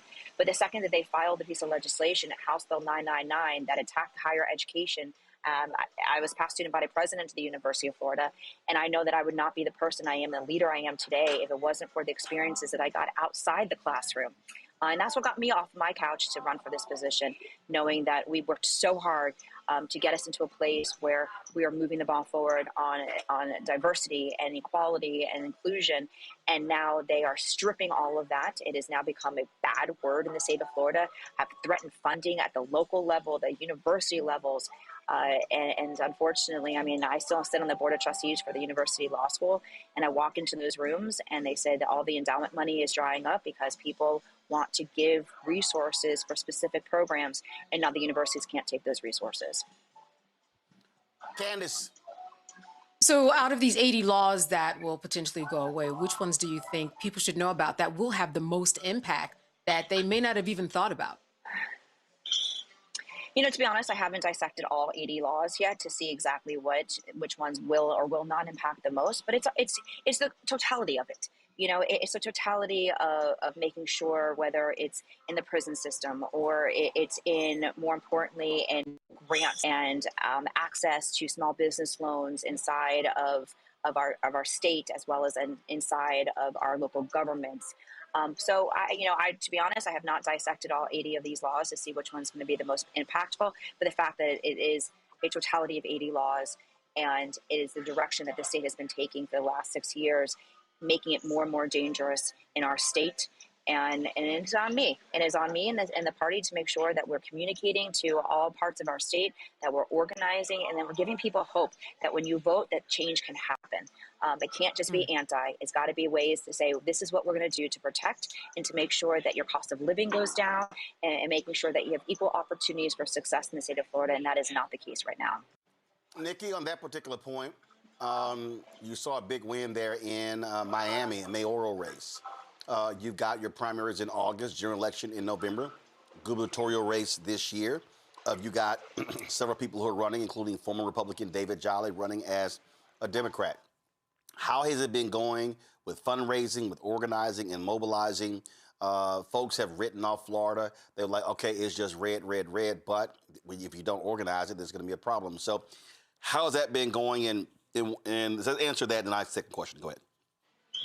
Okay. First of all, don't ever count Florida out. Don't ever count Florida out. Florida is worth fighting for, and that is what we are doing here. We launched last year what we're calling the Pendulum Project, which is a year-round statewide organizing model. Last year, we were able to be in contact with over 3 million voters in the state of Florida. We flipped around 7 of our down ballot races from city and county commission races. You saw the incredible Miami race. That was the first time in 30 years that a Democrat was elected to the city of Miami, the first female to have actually been elected. There's been a previous female who was, I think, the vice mayor who came up, the first black female, actually. And so we are seeing momentum everywhere we're going. We're seeing an overperformance in the state of Florida. And we saw overperformance across the entire country. But Florida overperformed the rest of the country by 7 points. There is something happening here in the state of Florida, whether it is the unaffordability crisis of our state that I consistently speak about, whether it's property insurance, property taxes, rent, electricity, after-school programs. They've liquidated our public educations and our public schools.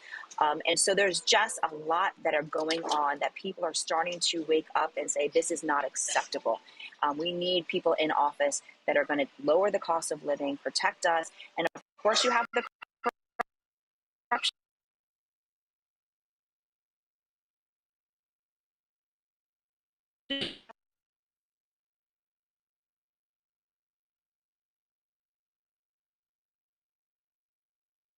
So Nikki's audio there, so let me know if we get it back, because I do want to ask her one question. So is she gone? Is she there?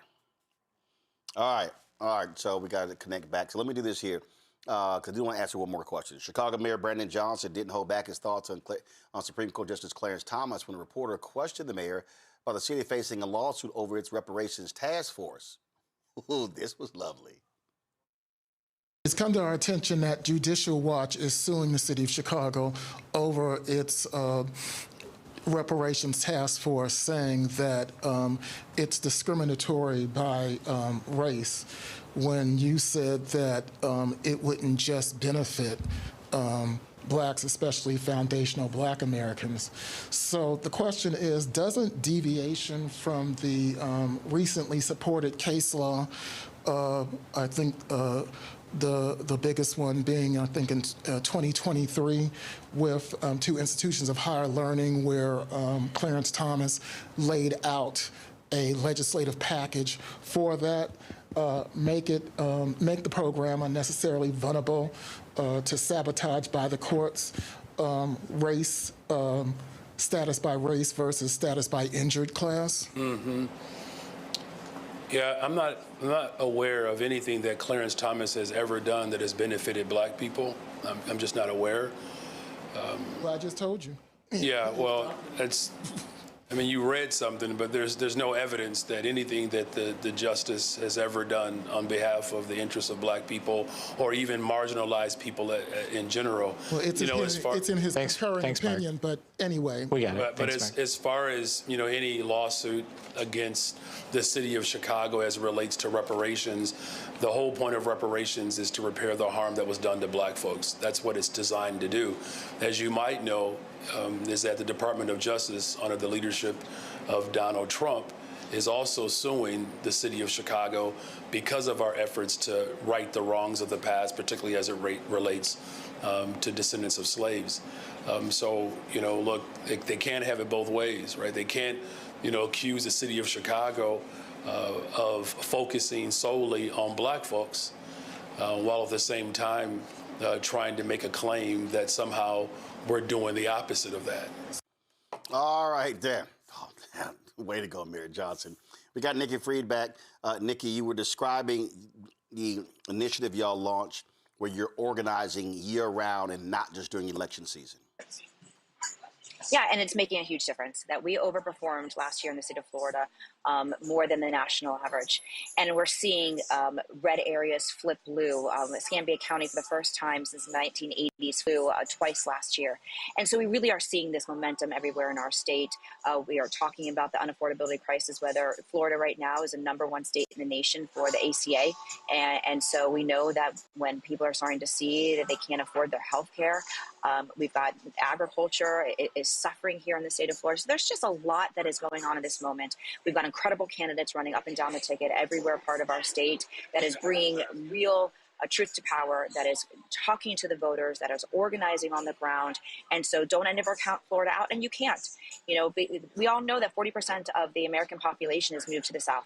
And if we as Democrats ever believe that we're going to hold on to the White House or to majority in the House and to the Senate, we have to be investing in the South. That is Georgia. That is North Carolina. That is Texas. That is Louisiana. That is Alabama. This is where democracy falls, is in the South. And if we don't start as an institutional, activists and party, donors have to be getting resources down to the South. We are the front lines of all of the movement backwards, whether it is on Black history or it is the history of this country or, DEI programs. We are all suffering because of the lack of resources that have been put into the South for real programming on the ground. And so that's what we're doing. And that's really what we're seeing, the overperformance in all of our seats. Like I said, even the city of Miami was a 20-point switch move to the left. In Miami Beach, we had a 48-point switch move to the left. Overperformance in a county called Hernando, where we saw 36 points. So the programming on the ground is working. And so for those who are watching and want to see Florida continue to fight for everyday people that are living in our state, certainly go to floridadems.org. We are building back power here in our state, every community, every city, every county, all walks of life, because at this moment in time, we're building a coalition of Floridians that are ready to fight back with us. Well, what you just laid out is what I have said constantly to folks, that if you want to win, it can't just be during election season. It has to be just 365. It has to be politicians, city council members, county commissioners, state reps, state senators, holding town halls, and doing what I say. You got to educate, enlighten, and inform people about the issues and what's going on, because you got to connect the dots. And we can't assume that people know what's going on, and you're not going to learn this stuff just by running a television commercial or radio spot. No, you can't win Florida that way. And I have been very consistent on that for many years, that you have got a lot of these consultants, both at the state and national level, that tell our candidates to spend a lot of money, to raise a lot of money, and then hold the money for the TV commercials at the end. That is not how you're ever going to win the hearts and the minds of the people. You got to be showing up. You got to be listening, and you got to find real solutions to their everyday problems. People are so angry at both sides of the aisle for just talking to talk and not finding solutions to their problems. We have to make sure that not only are we addressing the problems that people are facing, but showing why Democrats are in this position to help them, whether it's after school programs or it's lunch programs, both universal lunch, universal breakfast, it's small business loans, it's investing in communities, investing in people, coming up with new ideas. The New Deal was 50 plus years ago. Maybe there's a conversation that we need to have new policies to help people and lift people up and give them those opportunities for the American dream. Most people in our country, especially here in the state of Florida, can't even contemplate buying a home. I mean, you've got to be so far along in your career to be able to afford homes. And we're pricing out our seniors. We are pricing out those who are just graduating from high school, young families, and we're doing nothing to make sure that the people who are the fuel and the engine of our state, our economy, have the resources to have a good quality way of life, and to make sure that they've got the financial resources to put food on their plates, to pay for their health care, to make sure that they can pay for their rent and their electric bills. And if they're working 2 jobs, that there's after school programs for their children. The state of Florida has completely neglected so many parts of our state. Time needs to end. Florida is so much better. And we're going to continue showing up for our communities and hopefully regain their trust. All right. Nikki Free, we appreciate it. Thanks a lot. Thanks for having me, Roland. All right, folks. Now it's time for our Black Star Network headlines with Brittany Noble. Hey, her new show, The Breakdown, launches on Monday. It's going to be a daily noon news show, 1-hour show right here on the Black Star Network. And so here we go with headlines. A man in North Carolina has been sentenced to 3 years for threatening diners with an AR-15 in a racist attack. 32-year-old Maurice Hopkins will spend his time in federal prison for carrying a loaded assault rifle into a Charlotte pizza restaurant. Hopkins threatened to shoot and kill 8 people because of their race. He harassed the victims at the restaurant, calling them terrorists and demanding they speak English, along with telling them to go back to their country. According to the police affidavit, some of the victims are Indian origin. Hopkins was arrested a few days after the incident and faced multiple charges until pleading guilty to 1 charge in a plea agreement with federal prosecutors. Signs detailing the lives of enslaved people who lived in the President's house in Philadelphia, a historic site operated by the National Park Service, has been removed, prompting a legal challenge from the city. When the site, once home to the Presidents George Washington and John Adams, opened in 2010, activists successfully pushed for exhibits acknowledging the enslaved Africans who lived there and labored there. Well, the U.S. Department of Interior said the displays were taken down to comply with President Trump's executive order titled Restoring Truth and Sanity to American History. In response, the city of Philadelphia filed a federal lawsuit seeking to have the signs restored. The mayor said the city's agreement with the federal government, which dates back to 2006, requires that both parties meet and confer before changes are made to that exhibit.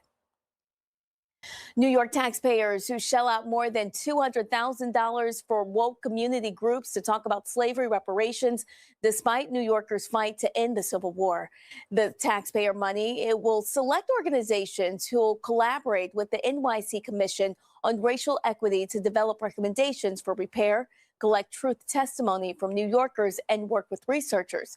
The organization, CORE, says it plans to award up to 30 nonprofits, community groups, or minority and women-owned businesses more than $17,000. That totals $227,500. Well, tennis star Coco Gauff is putting her money behind HBCU student athletes. She's donated $150,000 to the United Negro College Fund to support students who play collegiate tennis at historically Black colleges and universities. Contribution builds on an initiative that she launched in 2025 when she gave $100,000 to UNCF, funding scholarships at Alabama A&M, Albany State, Clark Atlanta, Howard, Livingstone, and Tuskegee University. She says her commitment is personal, noting that her family's connection to HBCUs dates back generations. The latest donation will support the Coco Gauff Scholarship Program, helping HBCU tennis players continue their education and compete at the collegiate level.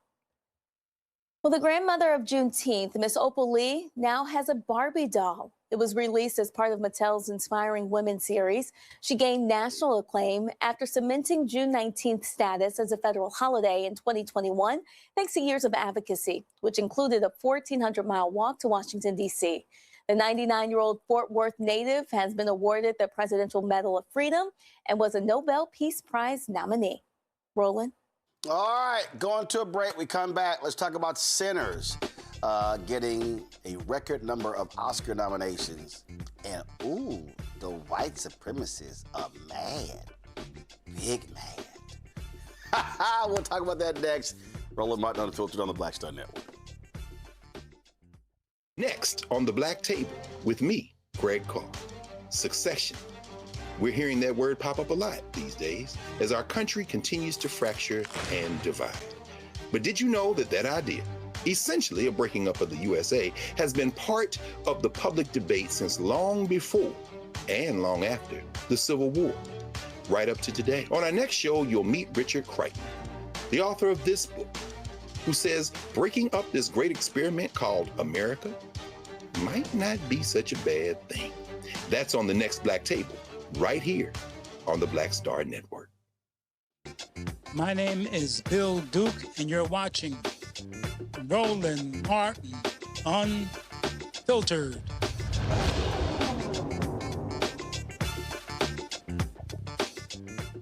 All right, the most nominated film of all time in Oscar history is now Sinners. They got 16 Oscar nominations for the 98th Academy Awards. Ryan Coogler's period vampire drama received the most nominations ever. The total surpassed the previous high of 14 nominations, a milestone shared by the 1950 film All About Eve, 1997's Titanic, and 2016's La La Land. The 16 nominations include actress in a supporting role, of course, makeup and hairstyling, music original score, writing original screenplay, actor in a supporting role, Delroy Lindo, casting, costume design, that's Ruth Carter, music original song, production design, film editing, sound, visual effects, cinematography, actor in a leading role in, of course, Michael B. Jordan, Best Director, Ryan Coogler, and Best Picture as well. When you talk about the nod for Best Production Design, that's Hannah Beecher. And, of course, this is her second time being nominated, and she previously won. Sinners is the highest grossing original horror film of all time, earning more than $370 million. And I must say it was just downright lovely, Michael, to watch all of the racists like Matt Walsh just melt down because of Sinners. He was just beside himself and was just upset and just... It's like when everyone pretended that Black Panther was some kind of cinematic masterpiece. Go to my iPad. Everyone knows what's going on here. Almost all of the praise is exclusively because of the Black cast and director. Easily one of the most overrated movies ever made. So that was one of the tweets he put up. Let's see here. It was another one. I was just cracking up laughing. I was like, it wasn't the greatest movie ever made, but it's much better than Sinners. He's talking about this other film. Also, it's pretty family friendly. Sorry, Matt. We don't really give a shit what white supremacists think. Yeah, Roland, you know, when you were talking about the white supremacist Matt Walsh, I automatically thought about the backlash that the movie Black Panther got, and Ryan Coogler directed that movie as well. It was a cinematic masterpiece. White supremacists may not have understood the movie, but once again, and Ruth Carter was the costume designer for that one and won an Oscar. So this is great news for African-American movies, directors, predominantly African-American cast. That is a different type of movie. Now, I haven't seen Sinners yet. I don't watch a lot of movies. I'm going to watch Sinners this weekend. But well, Roland, I do research. I got thousands of articles printed up here. I don't watch a lot of movies, Roland. I don't watch a lot of movies. When does Sinners come out? When does Sinners come out, y'all? Like, damn it, January of last year? Your ass had 12 months. Roland, I can't remember the last time. I think the last time I went to the movies was to see Black Panther 2: Wakanda Forever. Okay, I don't go to the movies a lot. Do you need me to I have Netflix. I have Netflix. I have Amazon Prime. I have Sinners is now streaming. I know. I said I'm going to watch it this weekend. Roland, I don't watch a lot of movies. Hold up, okay, I'm busy doing research. That's I'm busy some doing bullshit. research, You ain't Roland. that damn busy. Roland, I don't watch a lot of movies. Okay, Candace busy, Matt busy, I'm busy. Your ass like, Roland, I'm just so busy. Roland, I do my show. I work full time. I do research, but. I'm happy for the cast. I got a 2-hour show. I got a network. I'm happy for the cast. I've been writing a book. I've been selling the other book. Right. I do about 30, right. 40 I'm speeches working on a things year. too. I'm working on projects. I travel all around the country, and I found time to go see.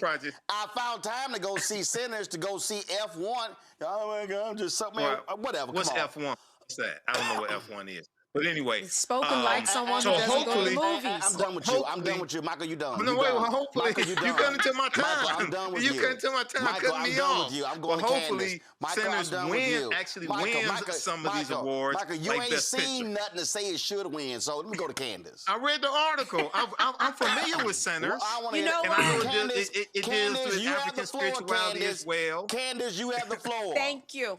You know what? Let me just say this, Michael. Part of your research is watching these movies when it comes to culture and social currency and the arts and things of that nature. So you got to turn it on. You just have to turn. Well, I did watch both Black Panther movies because I did 2 extensive presentations. Because you probably watched them. You probably watched them 3 years later. No. I went to the theater to watch them. You probably watched the first Black Panther when Black Panther 2 came out. And you probably watched Black Panther 2 when I was there for the premiere of Black Panther. So Michael's on the 2-year delay plan. Matt, go ahead. You know what, Michael? I'm gonna stand strong with you, brother, because I ain't seen the movie either, and it's all right. No. Roland, it's just you and me. Man. I'm not gonna lie. Okay, let me just go ahead. Candace, you can talk more. Go ahead.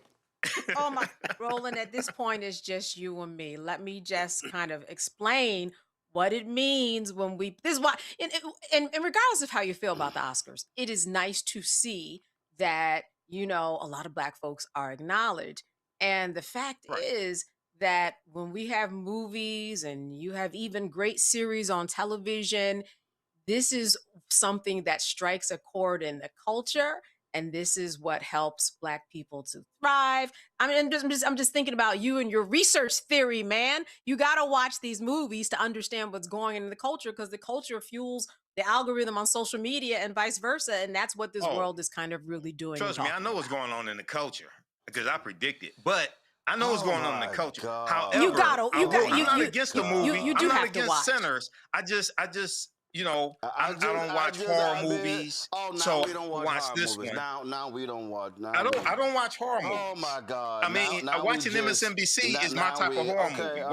Watching Minneapolis and ICE domestic terrorists. That's a horror. Here's the thing, though. Here's the thing. The thing about this is, what we see a lot of times with movies is you see the white supremacists come out anytime they're mad that a movie's been adapted with a Black character or whatever, right? But in terms of meritocracy, this is proof positive of kind of what we're seeing across the country, that Black is per se less than, right? Because it's not a Black adaptation of a movie. It's a movie that has a lot of Black people in it. And Matt Walsh and his ilk automatically think that it cannot be qualified to break the records. I'm sorry? And it's an original. This is an original. Precisely. This is precisely right. Like, this not even based on a book.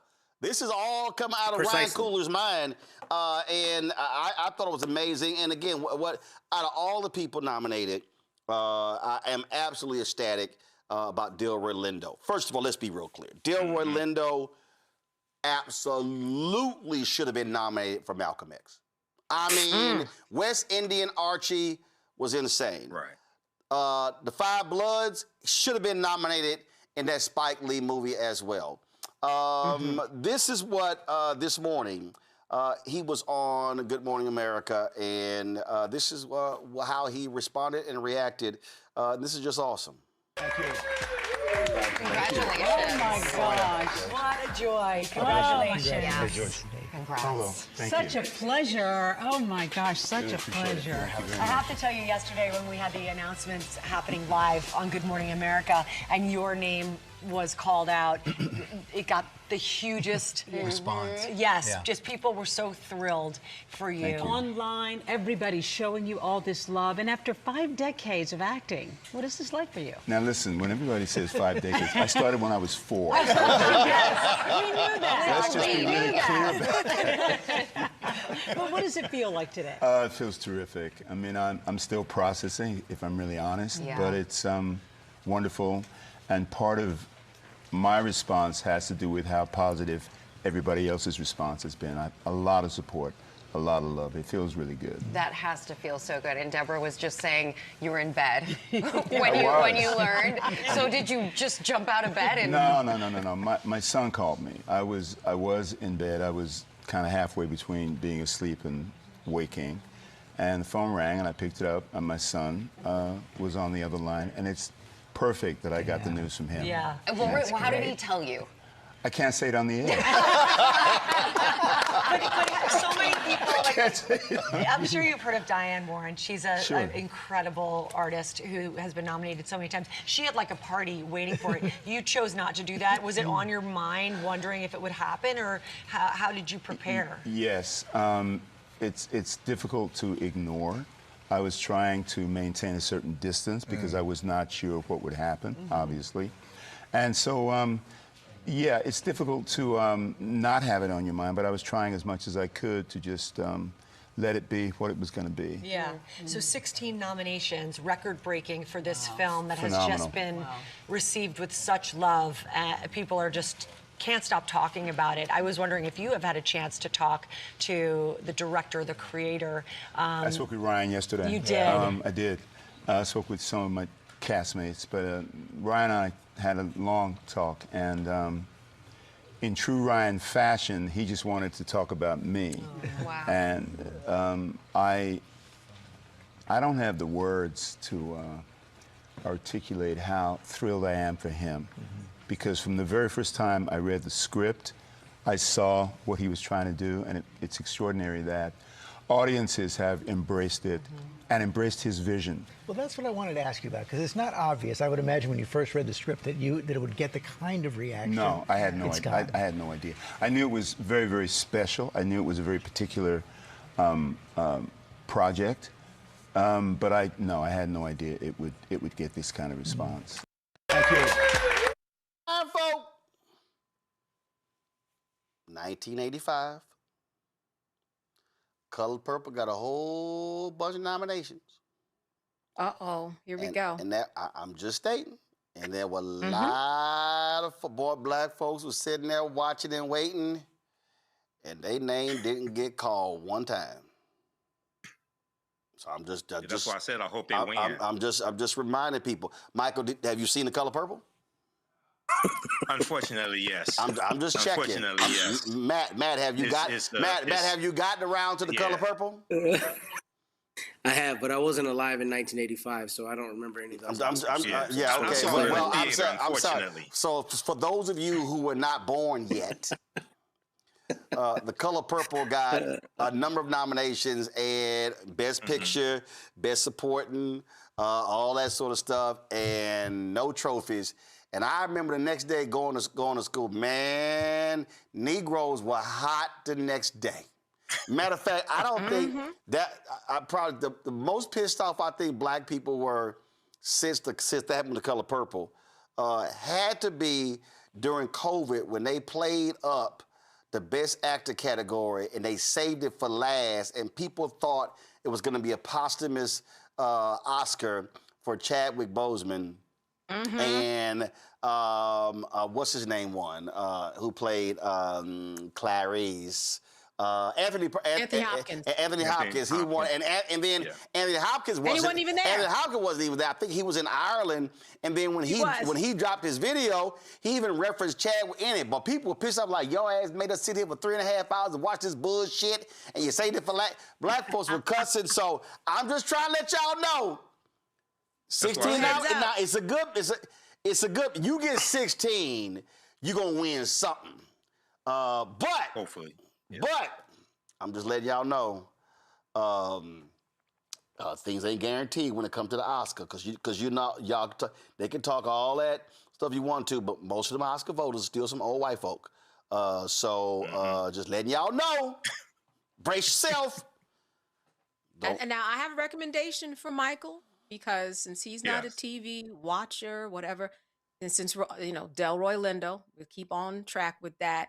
Go ahead and check out The Good Fight. It's a TV series which he leads. Damn. It is very good. If you want to celebrate Delroy a little more, if you don't want to, do the whole Sinners thing, go ahead and watch that. Well, I'm going to watch Sinners. Fantastic. Okay. I'm going to watch Sinners. I don't watch a lot of scripted TV series. I watch Oh, Godfather of Harlem. Oh, my God. I watch Godfather of Harlem. That's my favorite one, because one of my teachers, Professor James Small, whose picture you see behind me, he's the historical consultant for the show, and I knew Bumpy Johnson's grandson. Okay, all one right, of his grandsons. So that's one of my favorite TV shows. Godfather. Yeah, of well, Harlem. thank goodness at least you own a TV. But yeah, bro. At least you own a TV. I have two and featuring TVs, a show Roland. about the drug trade, but that's all right. But go ahead. I'm just busy doing research. So, but I want to watch Sinners. My girlfriend just sent me a text message. She said we're gonna watch Sinners together. So I'm gonna watch Sinners. I may do a lecture on it, but just see. So Roland thought I was lying when I was talking about doing research, right? So for my 2 lectures on Black Panther, these are 2 of the books that I read. Okay. To actually do research, I did 3 months of research on the first Black Panther movie. Wow, you read a comic book. To be able to do lecture. No. This deals with No. This deals with the 52-year history of the Black Panther comic. Wow. This is called The Ultimate Guide, Black Panther from Marvel. Michael, stop it. Now, So we know Matt ain't read all of it. He got all them damn law books behind him. So it ain't like you the only one sitting here doing some damn research. I mean, him and Candace got I'm cases. talking about to be able to, oh, my God. I'm talking about to be able to do lectures on the Black Panther film that comes from the comic books. My whole life, I'm busy doing research. I'm just doing research. I am. And more research. Now you have me so curious. As someone who I know you have seen Good Times and Jeffersons and all of that growing up. You ain't seen all those. I'm assuming you have. But when did you I met stop? Esther Roll, actually. TV She was a member of Zeta Phi Beta Sorority Incorporated. You know what? I met Esther Roll. Put a bookmark. Florida One second. Okay, all right. So let me me go and play this here. So for Ryan Coogler, for Delroy Lindo, and everybody with Sinners, in case they don't do right, just remember what Denzel told Jamie Foxx. Let me tell you a Sean Connery story. He was up for The Untouchables. I was up that year for, I think it was Cry of Freedom. He comes out to present an award and got a 3-minute standing ovation for presenting an award. Wow. I went to get the coats. I was going to get the coats because I know I ain't winning tonight. So now we're leaving. I'm leaving without the Oscar, right? But as I'm leaving, I see the back of where they're doing getting the meal ready, the food ready for the governor's ball. I see a big tray. I'm like, I'm leaving here with something. You know what I mean? I'm from around the way. So, I'm sure there's going to be. So here's what I know. At least we know what's going to happen. The Beyonce Jay-Z after party going to be insane. So Sinners going to have a great time later. So I'm just saying. So let's just make sure nobody gets slapped. Let's make sure. Let's make sure that happens. Right. And so it's going to be real interesting seeing. All right, y'all. Hey, I need everybody to be safe this weekend. Oh, yeah. Now, probably the only person on this panel who is good, Matt, his ass way the hell down in South Texas. Trust me, ain't getting no ice down in Corpus Christi. Nope. Yeah, matter of fact, let me see what the temperature is going. I don't even know why Matt ass got a jacket on. Cause he know damn well. I like what it says. I like it says Howard. You know why? H-U. You know Oh, why? wait, stop. Wait a minute. Hold on. Drop the lower third. Matt actually is wearing Howard gear. I mean, I need everybody watching to do a screenshot. See, right now, it's 69 degrees in Corpus Christi.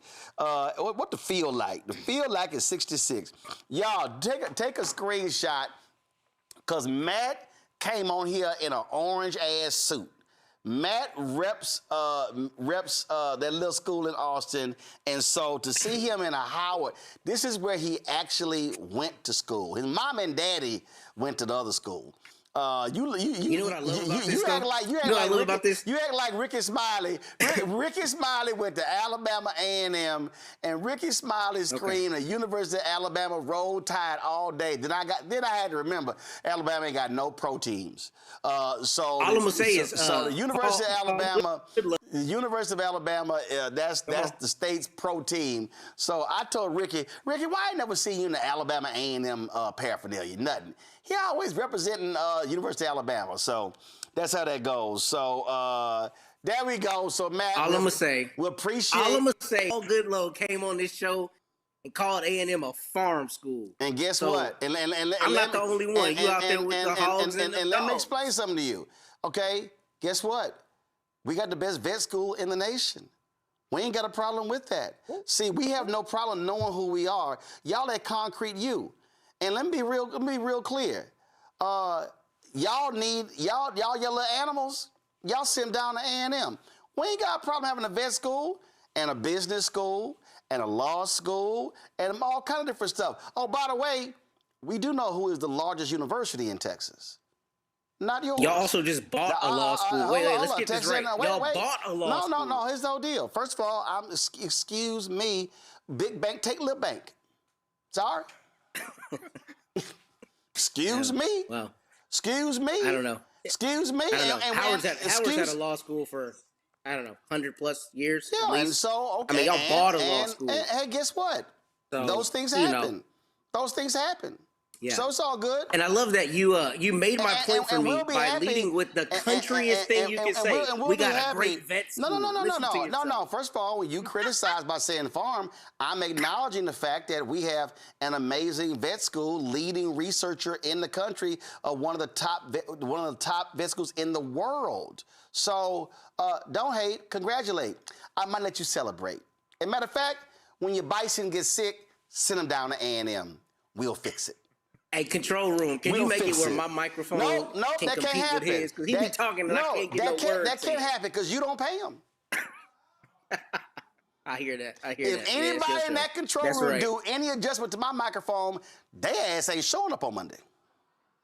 Hey, y'all call me if y'all having any employment cases. You know what I'm saying? If it's a hostile work environment. You can try that. It ain't fair. I can't really talk. Hold on. You can try that, but guess what?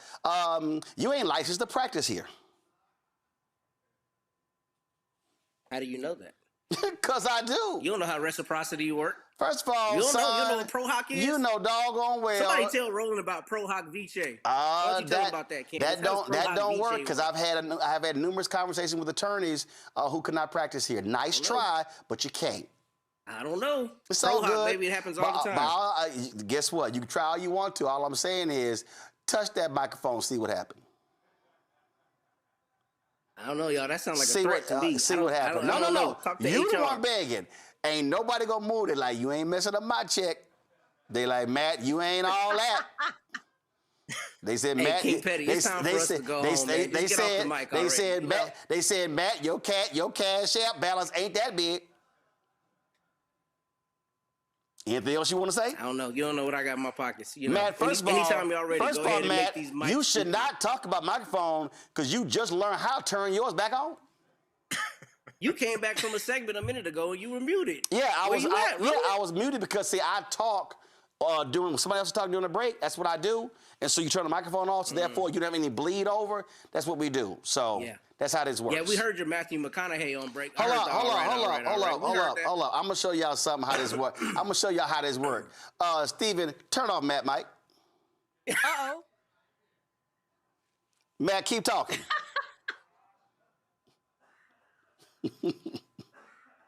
Steven, turn Matt microphone back on. Well, it's been fun, y'all. Steven, turn Matt mic back off.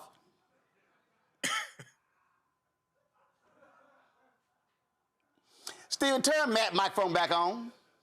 Oh my goodness. Yeah, all right. Now, who's your daddy? Not your ass. For sure. Now, who's your daddy? Hey, in the words of Mel Brooks from The History of the World, Part 1, it's good to be the king. All right, we got to go. Let me thank Candace. Michael, your ass can't come back till you go watch Sinners. And Matt, you can't come back. Your both of your black cars are in probationary status. It's in right. Y'all tell y'all see. So y'all got to if you come back next week, I need to see a screenshot of you watching Sinners, and then there's going to be a Sinners quiz on the show next week, just to make sure that y'all are here. So let's make sure Candace is back next Friday, and we gonna quiz. Candace and I are going to quiz Matt and Michael about Sinners. There'll be 5 questions, and to make sure. Otherwise, you Negroes' black card will be rescinded. Just letting you know. All right, there we go. And y'all, Matt shaking his head, but his microphone is still on. He can talk, but if he get froggy, it's gonna get cut. All right, let me thank Candace, let me thank Michael, and then let me thank the Bison, Matt, for being on the show. All right, folks, if y'all want to support the work that we do, join our Bring the Funk fan club. Y'all know how to reach us. If you want to give to us via Cash App, use the Stripe QR code. You see it right here. Also, use for credit cards. Checks and money order, make it payable to Roland Martin Unfiltered, P.O. Box 57196, Washington, D.C. 20037 7-0196. PayPal's R Martin Unfiltered, Venmo RM Unfiltered, Zelle, Roland at RolandSMartin.com, Roland at RolandMartinUnfiltered.com. Download the Black Star Network app, Apple phone, Android phone, Apple TV, Android TV, Roku, Amazon Fire TV, and Samsung Smart TV. Be sure to get our Roland Martin Unfiltered swag by going to shopblackstarnetwork.com. T-shirts, hoodies, you name it, we got it. Also, support all these black-owned products, Randy Brown's Truthing cards, as well as the candles and all kind of other stuff. You see it right here. All black-owned products. We should buy those products from our shop. You also support us, shopblackstarnetwork.com. Fan base, almost finished raising the $17 million, less than 100 grand. Go to startengine.com/fanbase. And you can also, of course, download the app. And folks, y'all stick around. You do not want to miss this here. Today, 50 years ago, Paul Robeson, a great American. Actually, before I'm going to go there in a second. Tomorrow, go ahead and show that. Here at the Black Star Network, we're going to be live streaming the funeral services of Claudette Colvin, taking place in Birmingham. That's going to be at 12 noon Eastern, 11 a.m. Central. We also will be live streaming the homegoing service for Richard Smallwood, taking place at First Baptist Church of Glenarden. That's going to be taking place at noon Eastern as well. So we'll be live streaming both of those. Now, 1976 on this day, Paul Robeson passed away. He was an unbelievable American. Too many of us do not talk about him enough. Howard Bryant, the sports journalist, has written an amazing book called Kings and Pawns, Jackie Robinson and Paul Robeson in America. Robinson talks about Robinson testifying against Robeson before the House Un-American Committee in 1949. Robeson testified years later. It is an unbelievable book, and if you want a different perspective on Major League Baseball and Branch Rickey and breaking the color barrier, you want to listen to this conversation. The book is called Kings and Pawns. So we're going to roll the names of all our donors, and then we're going to go right to this interview here, y'all. It's a fascinating conversation. You don't want to miss it. I'll see y'all on Monday, right here, Roland Martin Unfiltered on the Black Star Network. Holla!